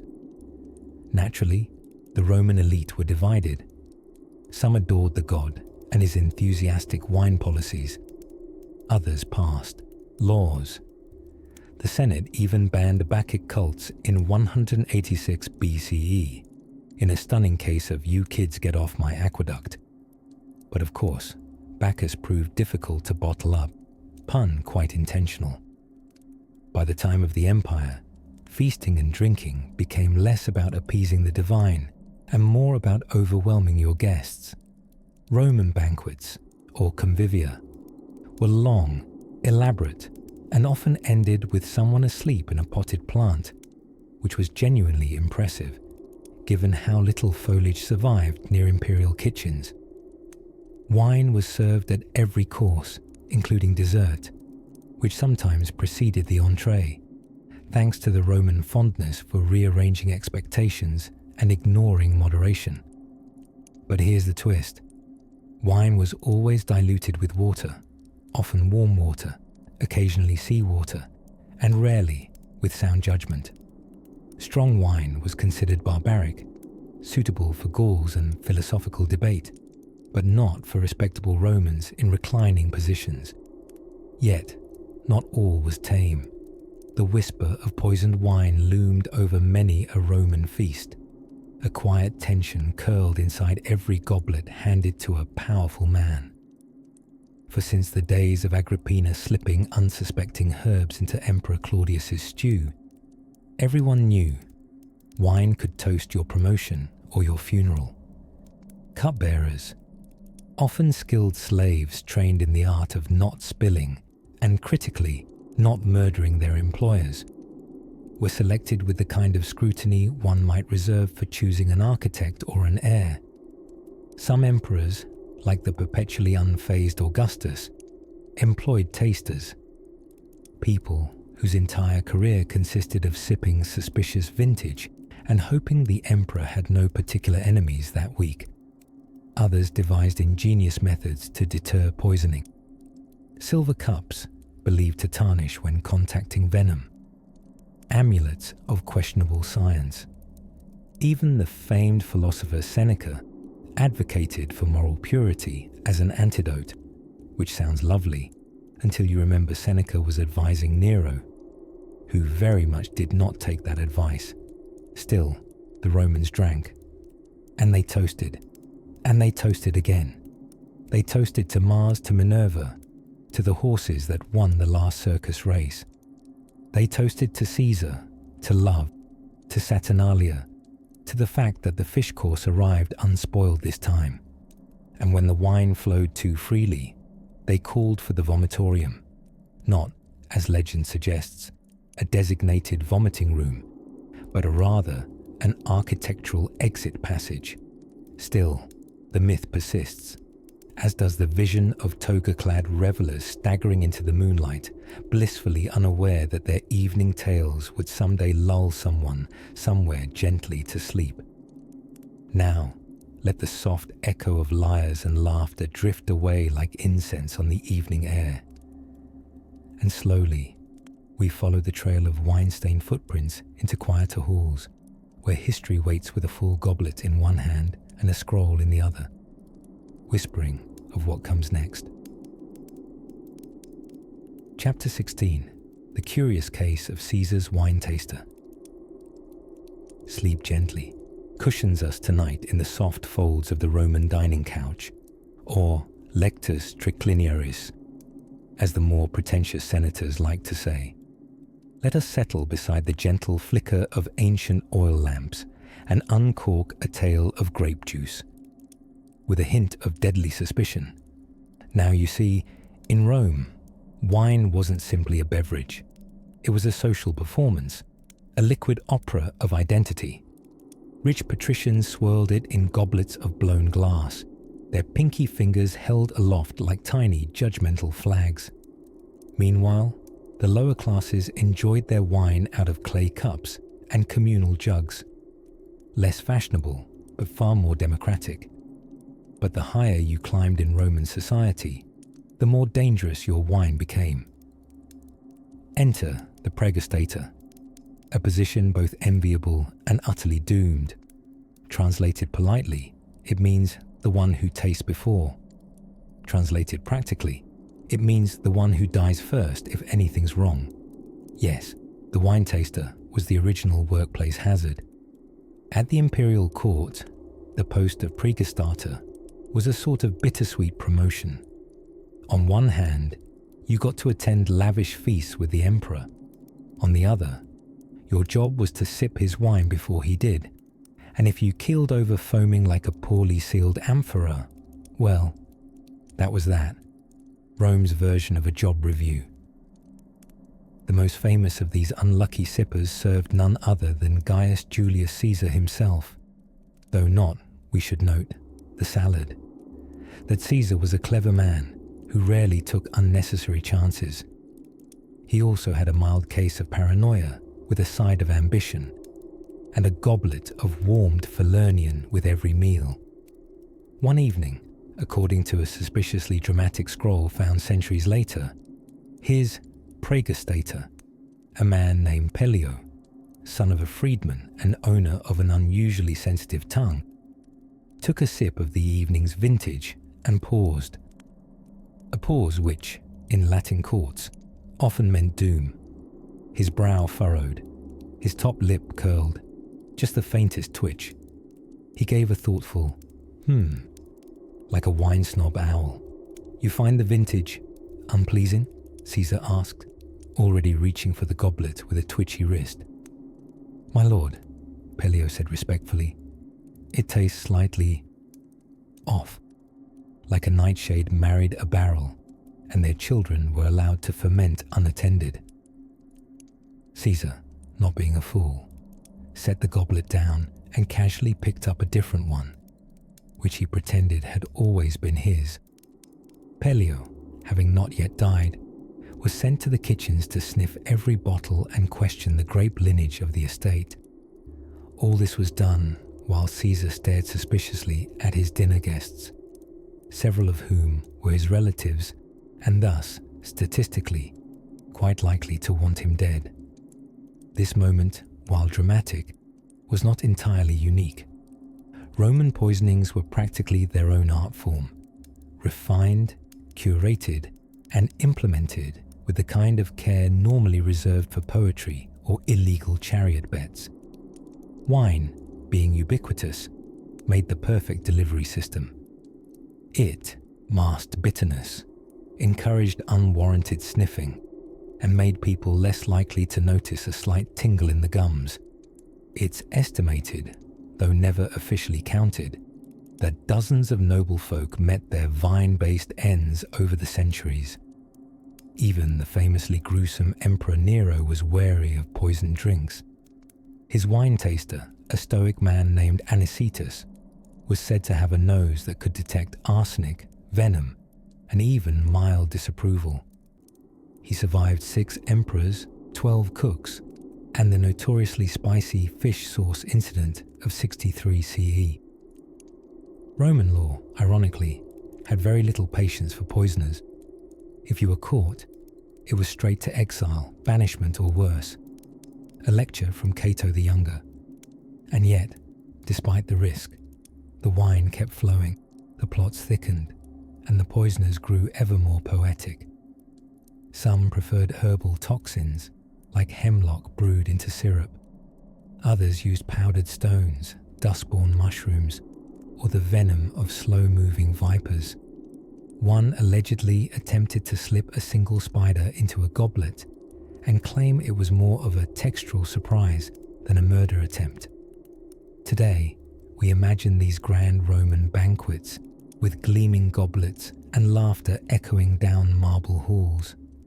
But behind every giddy toast was a rather nervous man with a palate refined by paranoia, slowly sipping each cup, just in case someone at the table had an extra motive disguised behind a smile.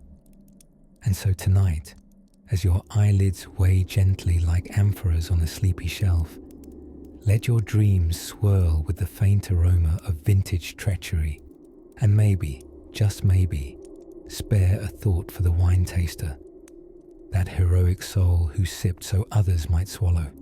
Now hush, we're not far from a Roman hangover remedy that involved owl eggs and unapologetic optimism, but that's a soothing goblet for another evening. Chapter 17. The Grape Whisperers of Falernian Hill.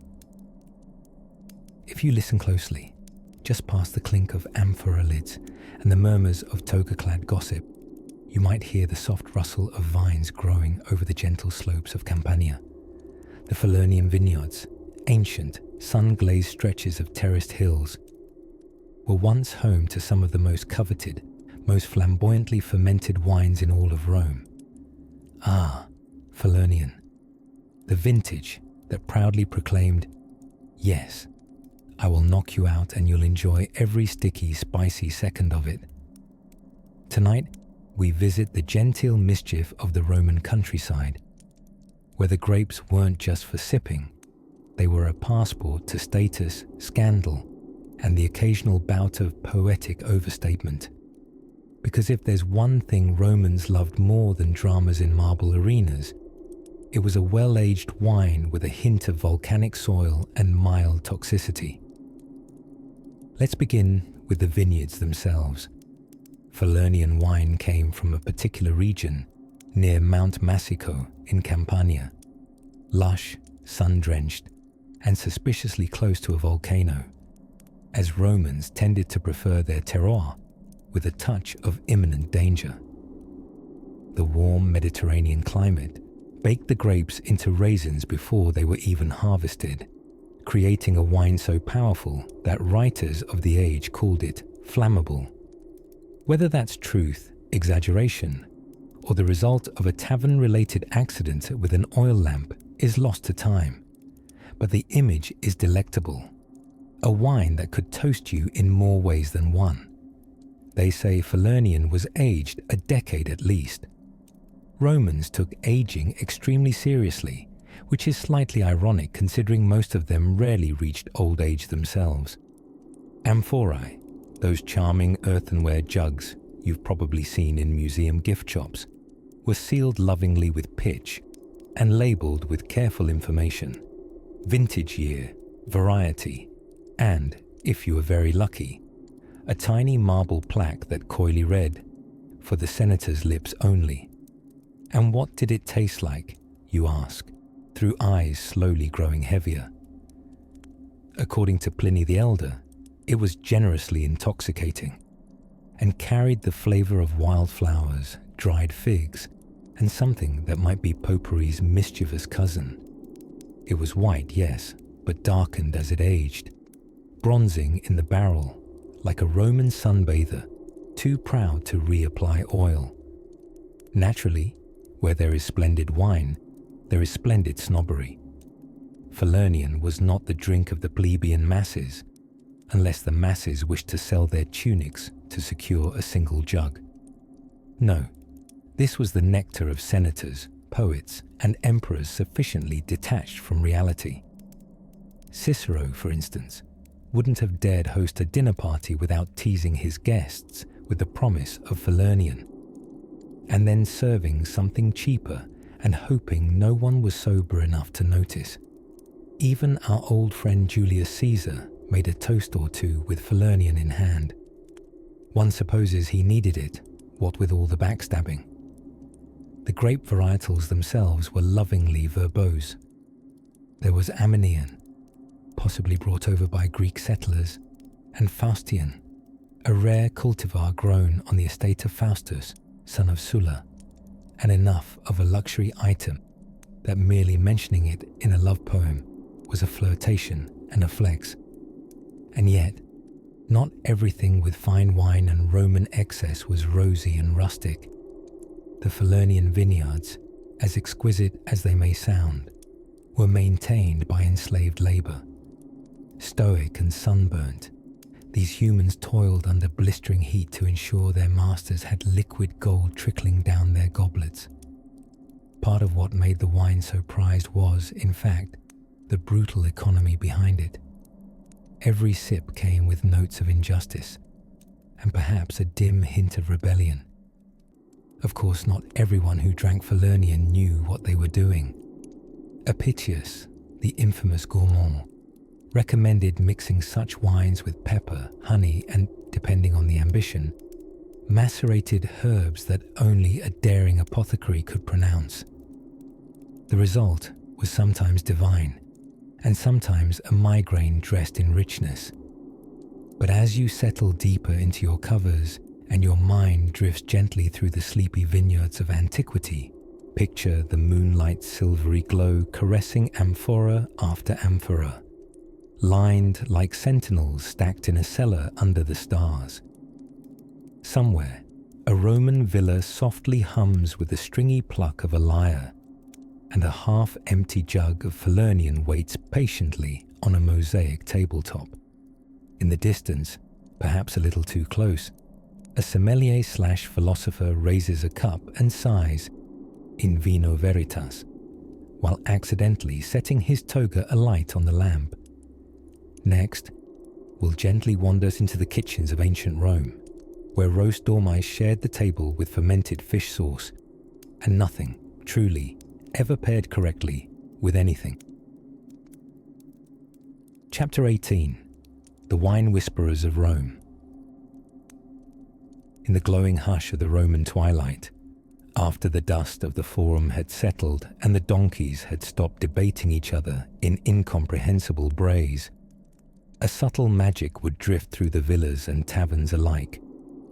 The clink of amphorae, the generous gurgle of wine being poured, and the low laughter of those who trusted, as Romans often did, that nothing terrible had ever come from a little drink, except, of course, when it did.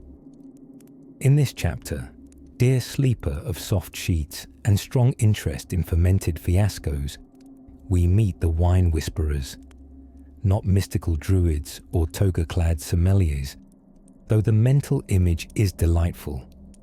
These were the clever and occasionally nefarious individuals who made it their business, quite literally, to enhance, adjust, flavor, fix, and sometimes completely destroy Roman wine. Now, Roman wine wasn't exactly what we'd call refined. Depending on your social class, your cup might taste of raisin pudding, seawater, or something that had been politely described by Pliny the Elder as better for cleaning wounds than pleasing guests. And since the empire stretched across such a wide smorgasbord of climates and vineyards, from Iberia to Judea, there was plenty of inconsistency to go around. Enter the wine whisperers, purveyors of palate-pleasing alchemy.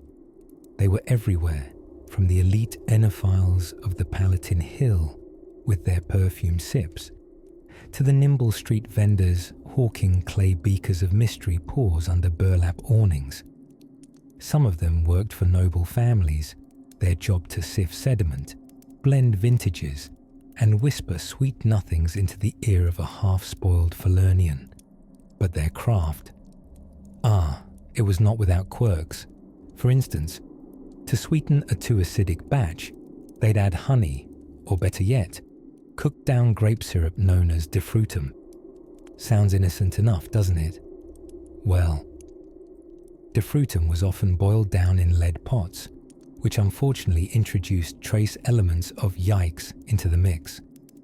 Over time, and many goblets, this could lead to symptoms ranging from headaches to complete forgetfulness of one's own name and a sudden urge to argue with statues. Still, the flavor was smooth. To give wine body and prolong its lifespan, some whisperers added chalk or marble dust.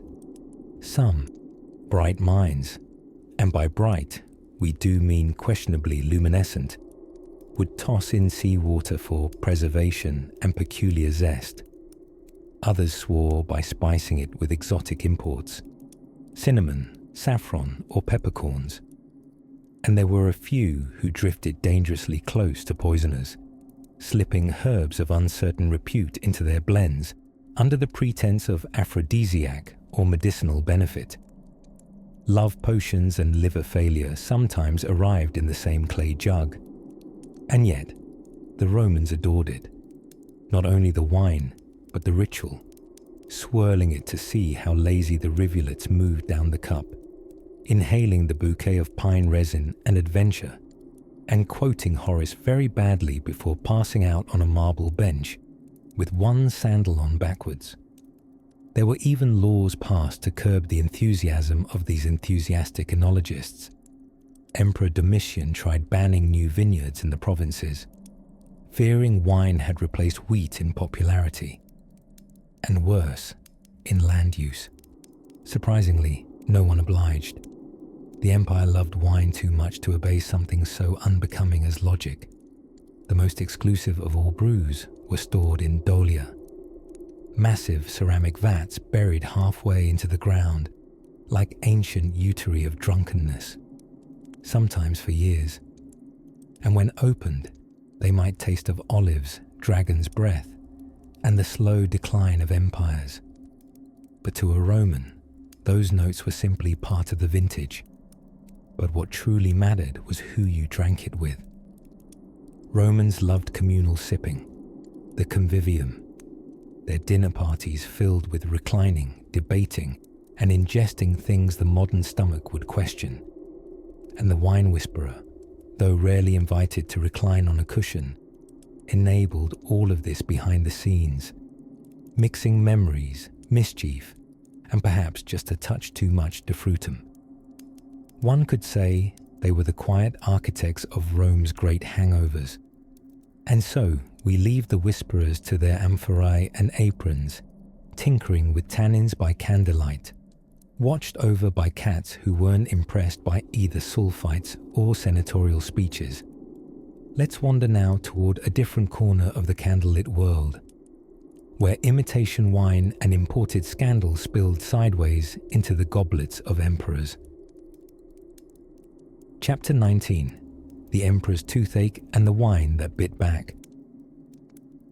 By the time we reached the imperial palace, some 3,000 amphorae deep into Roman history's wine cellar, things have gotten just a little out of hand. The vineyards were flourishing, the goblets were never empty, and the dinner parties had more drama than a toga soap opera. But while everyone pondered poetry and praised spirituous grapes, there was one man who began to suspect their beloved wine might be sipping back. Let us recline on a mosaic floor, dear sleeper, and drift into the corridors of power where sandals patter on marble and dinner starts with oysters and ends with incense-bright visions. Meet Emperor Tiberius Claudius Nero, more commonly called just Tiberius, because time is short and imperial names are long. Tiberius wasn't particularly fond of fanfare. He liked his cliffside villas, his books, his brooding, and the occasional midnight existential crisis. But he had a problem. It wasn't barbarian uprisings or senate squabbles. No, it was his teeth.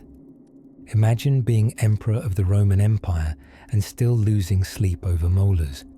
You see, ancient Romans didn't have toothpaste, but they did have powdered mouse brains, crushed oyster shells, and, because why not, ashes from burned animal bones. This made toothaches more frequent than uprisings and far harder to negotiate with. Tiberius began to notice a curious thing. Every time he drank his favorite Falernian wine to dull the pain, he felt worse. He had philosophers, physicians, and poets examine the wine. The poets mostly complimented its bouquet. The physicians suggested leeches. The philosophers reminded him that pain is just the body's way of feeling alive, which earned them a glare emperor grade in severity. Eventually, one clever thinker, an erstwhile vinegar vendor turned sommelier skeptic, raised a gentle cider-scented suggestion.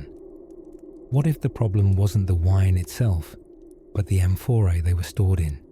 You see, dear dreamer, Roman wine didn't simply exist in clay jars. It slept in them, aged, sometimes for months, in great amphorae sealed with, appropriately imperial materials. One of the most favoured sealants? Yes, lead. Sweet, pliant, convenient, horribly toxic lead. Not realizing the full extent of its villainous charm, Romans would line their wine vessels with a syrup made by boiling crushed grapes in lead containers. The resulting concoction, sapa, was thick, sweet, and tragically laced with lead acetate, a substance delightfully known to historians as sugar of lead. It didn't just preserve the wine, it made it taste rather good. Until, of course, it started to nibble away at the mind. Symptoms of lead poisoning, insomnia, tremors, headaches, abdominal pain, and yes, aching teeth. Catherine the Great once said, "A great nation cannot have toothache," though it must be noted she lived many centuries later and almost certainly did not say that at all. But the sentiment stood with Tiberius. He ordered new amphorae, banned the use of certain syrups, and even sent instructions to wine merchants in Gaul. Whether or not they listened remains foggy, but Roman senators soon noticed their wine no longer gave them migraines, only hangovers, an improvement in their eyes. And so, a chapter closed on the emperor's aching jaw, with relief, but not before the belief that wine could boomerang upon its drinker had taken hold in Roman imaginations. Still, not everyone was so careful. At this very moment, in our somnolent stroll through history, somewhere in the stewing heat of a summer feast along the Tiber, a nobleman is reaching for another goblet of sweetened wine, blissfully unaware that his fifth cup might be more generous with its vengeance than vintage. But fear not. The story of wine in Rome is not yet uncorked in full. There are still drunken playwrights, vine-loving slaves, and one very eccentric senator who swore he could turn wine into truth serum.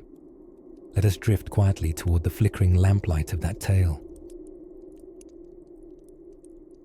Chapter 20. The Senator Who Forgot He Was Sitting Down. In the hushed glow of twilight, when Rome's marble columns caught the fading sun like melted honey, the Senate was winding down, though not in productivity, you see, but in sobriety. Now, the Roman Senate was where laws were debated, toga folds were aggressively gestured with, and reputations made. It was also, rather suspiciously, a place where amphorae of wine just happened to materialize during long sessions. Naturally, the senators insisted it was for medicinal clarity, as if Bacchus himself had prescribed it. It was here that we meet Marcus Atilius Quinctus, a man whose name took longer to pronounce than most of his arguments. He was an orator famed not for clarity nor brevity, but for his insistence on quoting outdated agricultural treatises in debates about taxation. Marcus, bless him, had a habit of sipping just a little too generously from his wine jug. His logic was this: in vino veritas. But in his case, the truth was often slurred, meandering, and occasionally involved conspiracy theories about Gallic sheep. One day, well, day in this context, meaning somewhere between midday and what century is it? A particularly long Senate session had drifted well into the afternoon. The debate was about trade tariffs on Egyptian papyrus, which somehow spiraled into concerns about surplus figs. As was tradition whenever things got nonsensical, the senators reached for more wine. Now remember, in ancient Rome, wine was often mixed, diluted with water, spiced, or sweetened with honey, sometimes even stored in containers glazed with lead to preserve the flavor. A minor detail, unless you were a human being with functioning internal organs. Marcus, however, drank from his own personal amphora, insisting it was a vintage shipped from Pompeii before it became a hot tourist destination. He called it his thinking wine. Others called it Marcus's mistake in a jug. Unbeknownst to him, this particular batch had steeped a bit too long in a lead-lined container, which meant it had a certain metallic warmth, like drinking logic through a pipe wrench.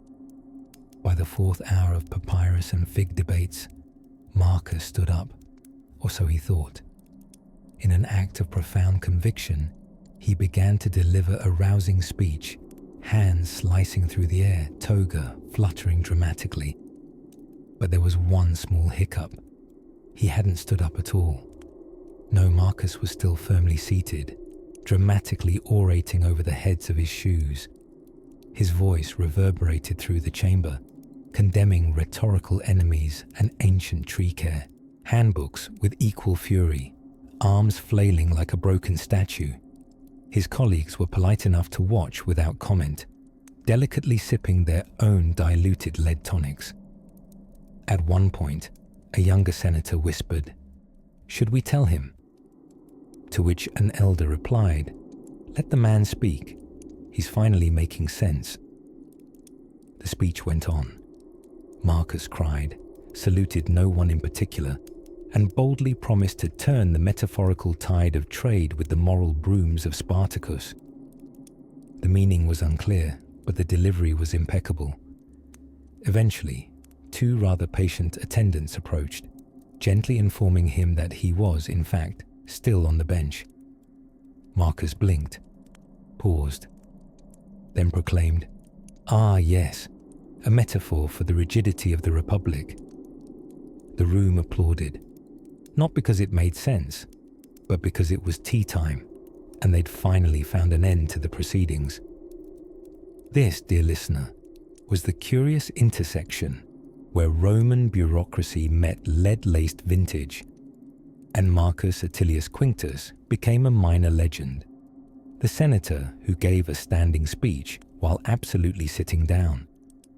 But there was more to this tale of fermented ambition and civic confusion. For soon after that episode, rumours began to stir. Rumours of secret clubs where senators ventured beyond wine and into stranger tinctures yet, all in the noble name of insight. And on the tiptoe edge of sleep, that's exactly where we'll drift next, into the smoky world of Roman hallucination societies and the dreams of statesmen who mistook lions for house cats. Chapter 21 of Senators and Sippy Cups, Rome's wine laws and other delicate disasters. Let us drift now quietly into the marble halls of Senate chambers. Yes, those noble rooms echoing with oratory and sandal scuffs, where Rome's most toga-clad minds puzzled over the enemy within their goblets. Not rebellion, not gods, but just a bit too much wine. You see, dear dreamer, even ancient Rome, for all its braggadocio and Bacchic fanfare, began to suspect that their love for vino was becoming inconvenient. By the 1st century BCE, the city was swimming in imported Greek wines, local Latium vintages, and more wine amphorae than decent manners could handle. Wine was no longer the modest libation it once was. It had turned into an intoxicating tidal wave with aqueduct ambitions. And so, what does any respectable republic do when its citizens are sipping themselves into philosophical oblivion at midday? It writes law. Well, it tries. The first wine-related laws in Rome, as cozy and ridiculous as a senator in socks, were attempts to moderate behavior, particularly of the not-so-moderate upper crust. Julius Caesar himself once tried to pass a law limiting convivium luxuries, including how much wine a guest could gulp at dinner parties. Imagine hosting a soiree only to find Julius himself counting your goblets and frowning at your cheese board. Very unfestive. Yet, legislation and libations rarely make good bedfellows. Every time a law tried to cork the bottle, someone uncorked another loophole. Laws against daytime drinking. Suddenly, evening began whenever the Senate finished lunch. Limits on banquet extravagance. Voila, pop-up rooftop feasts on borrowed rooftops. And as for who enforced these rules, likely someone sipping quietly behind a curtain. But Rome had more than just quantity issues. Quality, too, came under scrutiny, because Roman wine, lovely as it was, had a penchant for being lethal. Lead, remember, was still the chichest way to sweeten wine, and adding a little charm by infusing one's mellow with herbs that doubled as slow-moving poisons was almost trendy. Quite literally, one could die in style. So concerned for safety, or perhaps just the price of funerals, some laws tried to restrict adulteration. There were occasional public tests of wine purity, and producers known to have tampered dishonorably with their amphorae might find themselves fined, flogged, or, worst of all, excommunicated from polite dinner parties. In Roman society, a scandalous wine merchant was only marginally less embarrassing than an off-key harpist. But for all these well-meaning efforts, the Romans remained romantics at heart. Laws were written, yes, and sometimes enforced, but more often they became entertainment in themselves. Like the sumptuary laws, limits on how many guests one might invite, or how many peacocks could be roasted per household per month. Well-meaning, but unenforceable. These became the Senate's version of mood lighting, making things look deliberate while offering no real control. And then there were loopholes. The Romans, bless them, were connoisseurs of technicality. If a law forbade luxury items at dinner, some aristocrats simply shifted dinner to an earlier hour and declared it second lunch. If wine was limited in public gatherings private clubs formed, the world's first wine tastings disguised as philosophy lectures. Let's not forget the Vestal Virgins, those pale fire-keepers sworn to chastity and sobriety. They were famously forbidden from drinking wine. But here's the twist. Ancient taste tests for wine tampering involved. Yes, the Vestals. If one swooned after sipping, the wine was deemed impure. If she felt fine, the wine was safe.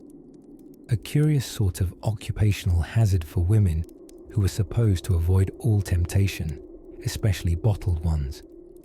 Still, with all this effort, Rome never truly sobered. Not that it tried very hard. Its citizens loved to believe in moderation while practicing merriment. Some senators quoted Plato with wine-stained scrolls. Poets praised abstinence with wine dripping from their chins. And so the laws came and went, written on scrolls, debated in sandals, and mostly forgotten by dessert. If there's one truly Roman lesson here, gentle listener, it is that no rule is more fragile than one that tries to box up human pleasure, especially with something as delicious as questionable wine. But drowsy minds need not worry about enforcement. Let us roll gently from those sleepy Senate benches, away from the rustle of parchment and the glint of silver goblets, and drift closer now to the quieter corners of Roman life, where one might ponder not the law, but the age-old ritual of pouring just one more cup.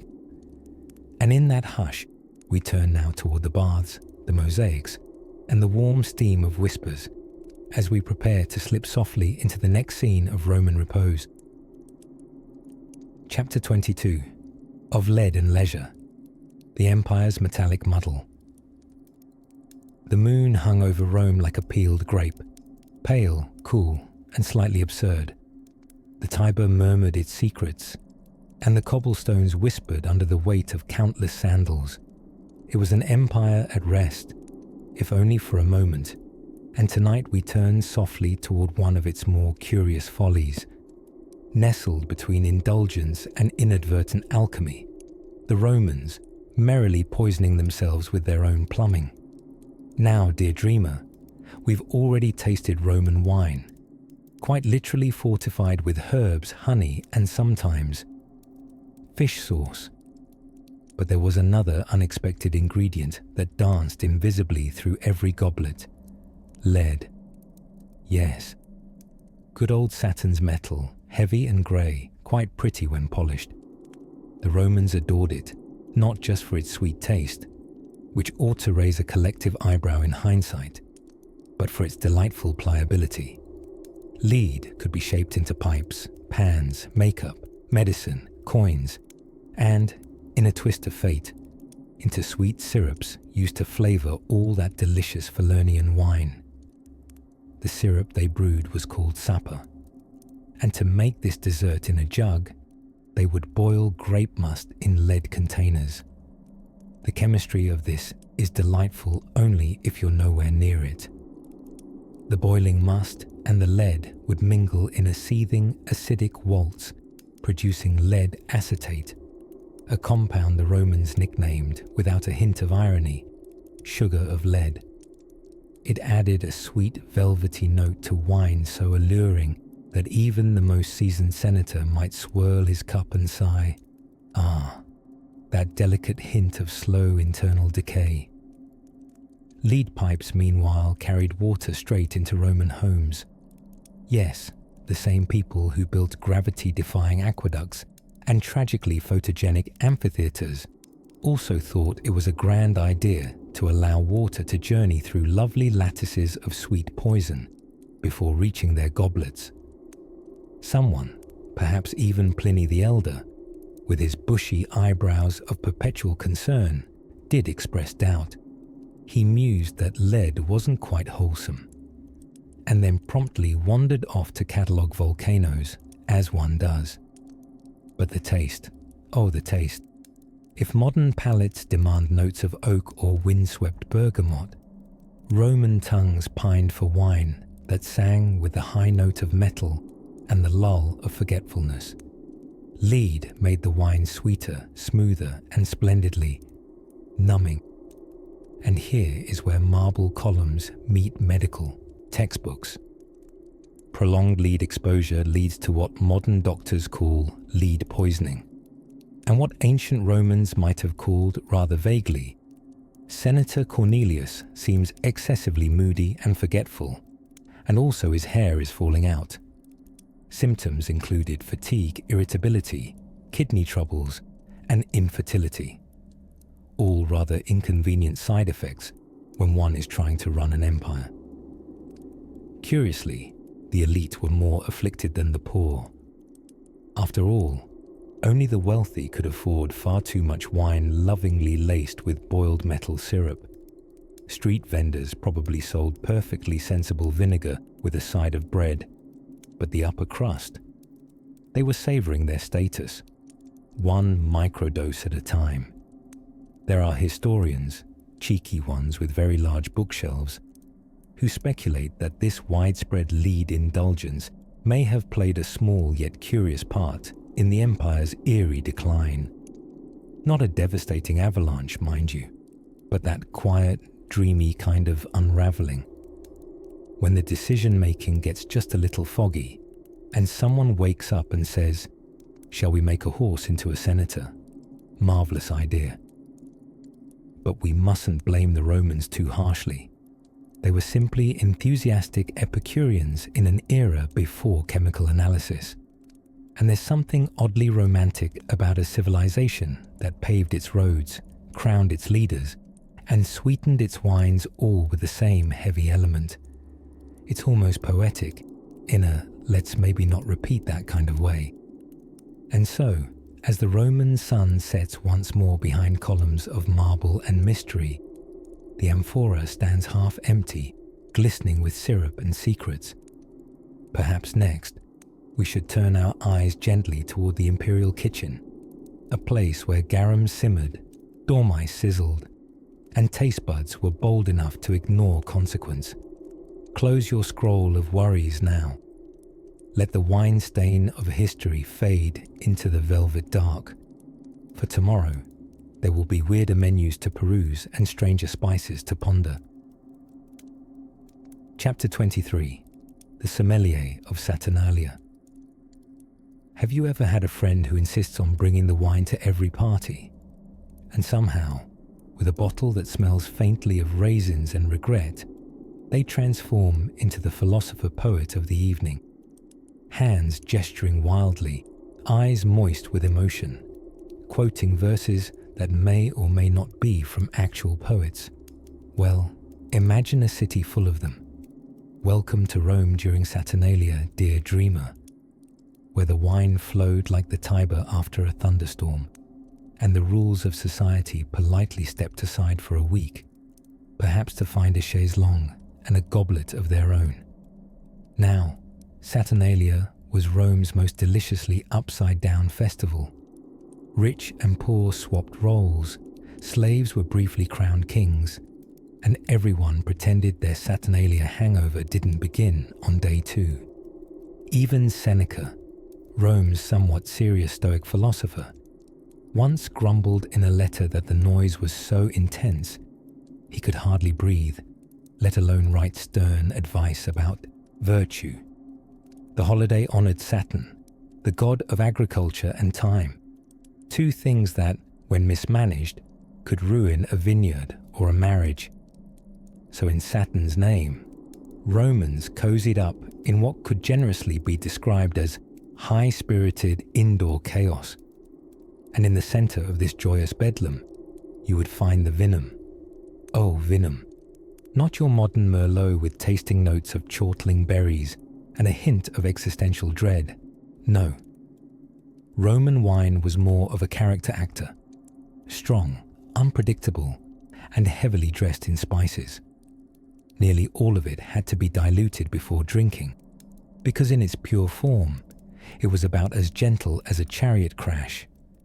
Still, that didn't stop anyone, especially during Saturnalia, when the usual rules of restraint burst like an overripe fig.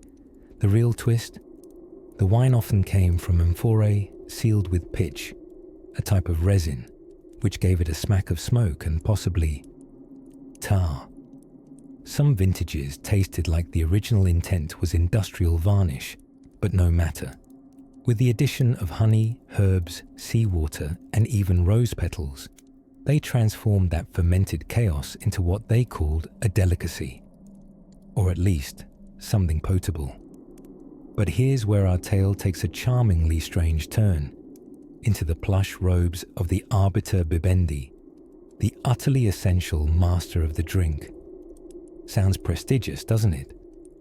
At Roman feasts, the arbiter bibendi gallantly led guests through the evening's drinking routine.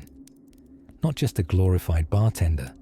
No, this person controlled the wine-to-water ratio, the poetic toasting schedule, and occasionally the dignity of all present. Imagine a toga-clad game show host with a key to the communal wine jug and a passion for meter and rhyme. When elected, often by dice, chance, that most Roman of moderating forces, the arbiter might declare, "Tonight, a mix of 3 parts water to 1 part wine," to which the gathering would, depending on temperament and liver fortitude, either cheer or groan in well-oiled harmony. At some revels, the ratios grew dangerously bold. Pliny the Elder recounted wines that were drunk boiling hot, sometimes with pepper and wormwood and, if the host was especially daring, frankincense. Yes, dear listener, no spice rack was safe from Roman enthusiasm. And now, picture this. Beneath the flickering shadows of oil lamps, the guests recline luxuriously on couches, sipping this peculiar nectar, their laughter soft and wine-glazed. A lyre trickles through the air. Someone quotes Virgil terribly.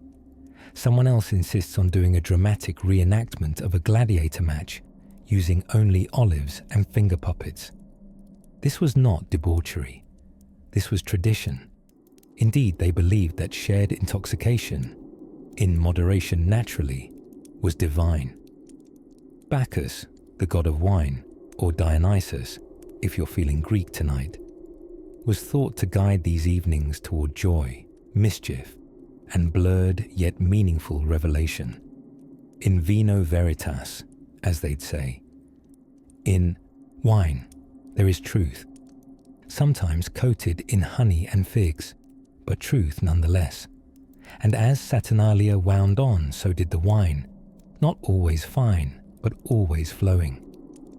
Even as Rome itself shifted and cracked under the weight of history, this simple ceremonial act, raising a cup, laughing with abandon, forgetting for a moment the gears of empire, remained a gentle defiance against the creeping march of time. So now, let your thoughts pour like warm molesome through a golden goblet. Rest your head where the echoes of ancient laughter still linger. The toasts have softened. The amphorae are empty. The arbiter bibendi leans back in his chair, blissfully unconscious. And just before the oil lamp dims, let us gently wander onward, toward quieter shadows and stranger brews still to come. Chapter 24. The Last Goblet of Rome. As twilight drapes its lavender shawl over the ruins of what was once the Roman Empire, we find ourselves tiptoeing through the final pages of this long, vintage dream. Somewhere between a history lecture and a sip of sleepy wine, we arrive at the last chapter, not with a bang, but a blissful sigh. The goblets are empty. The feasts have cooled. The emperors, the senators, the slaves, the scribes, they've all drifted off into the fragrant haze of history. The last note of the lyre has twanged, and now only the quiet remains. And oh, what stories the quiet tells.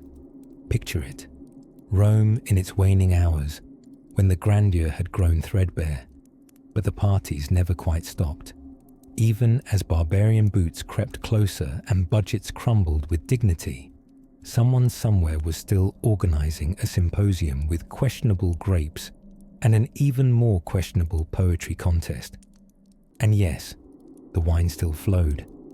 You see, the Romans never did quite rehabilitate their relationship with wine. They simply evolved with it, like a storm cloud that learns to rain politely. By the late Empire, wine wasn't just a drink. It was an entire worldview, fermented into optimism. A gift from Bacchus, still thoroughly misunderstood by the masses. We often imagine the barbarians sweeping through Rome's gates with fire and fury, but perhaps, and wouldn't this be lovely, their first real shock was not the architecture or the marble statues, but the wine list. "Is this Mulsum?" asked a confused warrior from the north, squinting at a goblet of honeyed red syrup. "Or is this punishment?" And somewhere at the back of the hall, a wizened Roman sommelier, a title they surely didn't have, but certainly earned, muttered, "Ah, that's from the Falernian vintage, 328 AD, an excellent year if you enjoy notes of mildew and impending collapse." Even the poisons by this point had mellowed. The elite, ever dramatic, still kept their little arsenic stashes, as one does with aging cheese. But there was something tragicomic about drinking death in an empire already in decline. It was less an exit and more a fashion statement. In fact, rumour had it that Emperor Valentinian II, whose life was shorter than most cheese wheels, kept a taster for each of his breakfasts and a priest on standby by dinner. The thing is, Rome didn't die with a sword. It nodded off somewhere between toasts. It yawned into its silver goblet and never quite woke up. And yes, the wine kept getting stranger. Recipes from this time mention white lead powder being stirred into bubbling red wines for colour and sweetness, because that's what happens when your food science is mostly aesthetic and wildly optimistic. Did it taste unbearable? Perhaps. Was anyone bold enough to say so?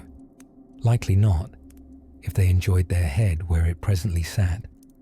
Somehow, even as aqueducts failed and crystal goblets were traded for chipped clay mugs, the ritual of wine endured.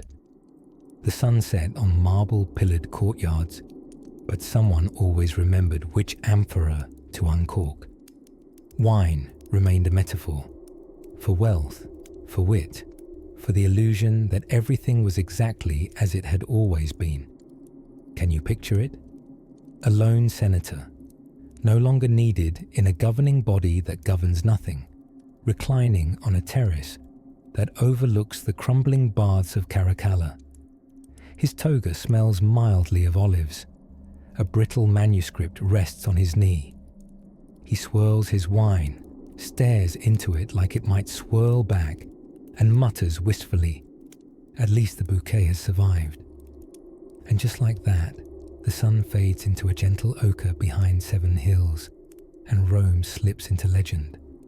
So here, at the end of our story, we too recline, not in marble luxury, but under a blanket of starlit dreams. There are no emperors here, just the soft clinking of historical absurdities gently settling like dust. The poisoned wine has been poured. The feast of fact and fancy concludes. And if your eyes feel heavy, well, even history must eventually go to sleep. Good night, dear dreamer, and may your goblet, metaphoric or otherwise, forever overflow with curious tales and forgotten laughter.